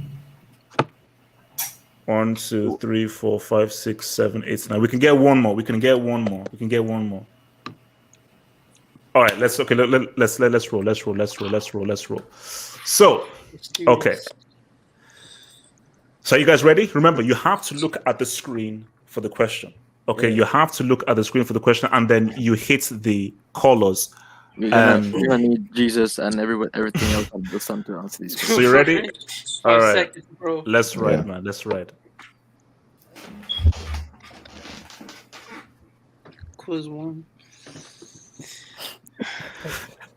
Why am I nervous? Stop laughing. Oh, that's easy. Wait, what? Oh shit. Oh man. That was. Wait. Which one of you got it wrong, man? Which one of you got it wrong? Yeah, I said we're wrong, bro. I didn't even answer. I forgot. All right, so you have to be quick. I told you it's done. It's 5 seconds. I didn't even answer.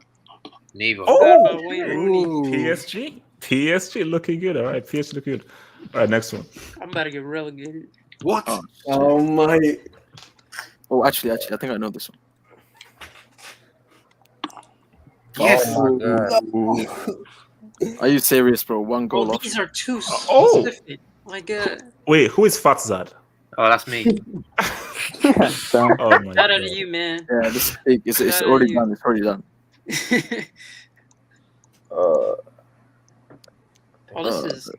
is. Oh, it's a No.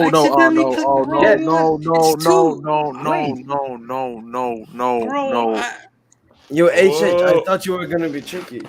That 2014 had gone over 10 years. Yeah, that's also. I was trying to make sure. My fat hands clicked the wrong one. Okay, so man, we're tied at 9th place. Relegation time. Oh shit. Oh, I'm gonna get relegated, bro. What? Oh, yes, I'm away from Z-Man. Thank fuck. Oh my gosh. Okay. We got a little bit. I guess I'm the Arsenal in this place. There we go. What? Oh my god. Wait, who got it? Who the hell got it from? Bro. Who the hell got it from? Who the hell got that That's wrong? easy money, bro. Oh. All right. Oh, no. Double points. Double points. Oh gosh. Shit. It's a tough one. It's a tough one. Bro, guess. That's all I did. Oh my god, I didn't click.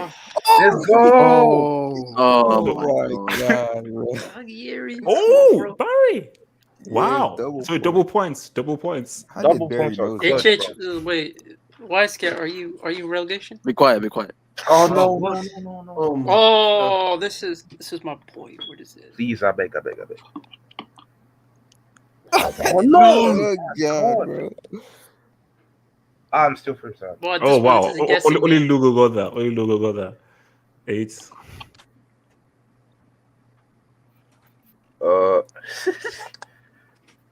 I don't remember, bro. I'm not. Oh wow. Okay. Oh wow. Fair enough. Oh, I think Barry might get this. 2 more questions left. Yeah. Easy money. Easy money. That's easy. That should be easy money. Wait, what? Who got that wrong? Wait, who the hell got that wrong? Who the hell got my that wrong? And last question. Uncle moves irrelevant. Oh, I know that. Okay, this is just a guessing game. He's a defender, so. Oh Oh, wow! wow, I got it. Yeah. Oh, that was a guess. Bro, I'm let's go. Lugo, so Suleiman gets that. Second, Barry. PSG, right? Or... Is this? No. No, it's. Oh, Sean.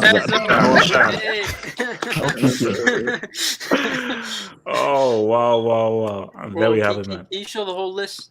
Or is that... I don't think. Wait, can we show the whole list? I mean, you can. PSG is 5th, and who's 6th?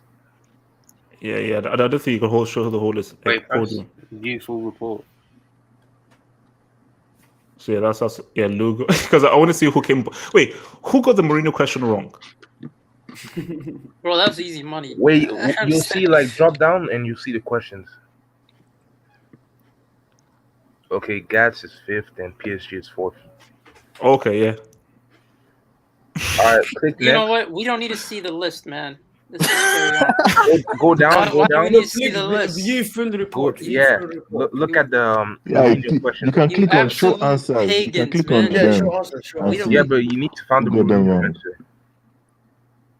No. No. It's just it doesn't show. So we don't need to see the list. So Sean, how does it feel to be the winner here, man? Have your victory speech, man. It feels amazing.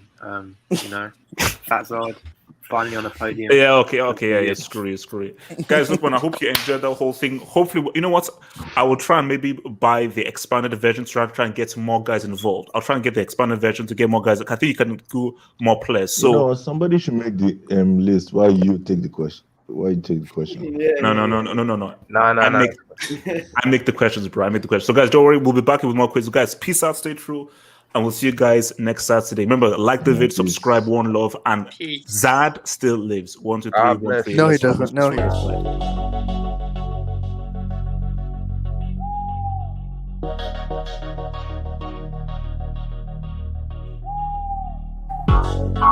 Shout out, Bernie. Shout out.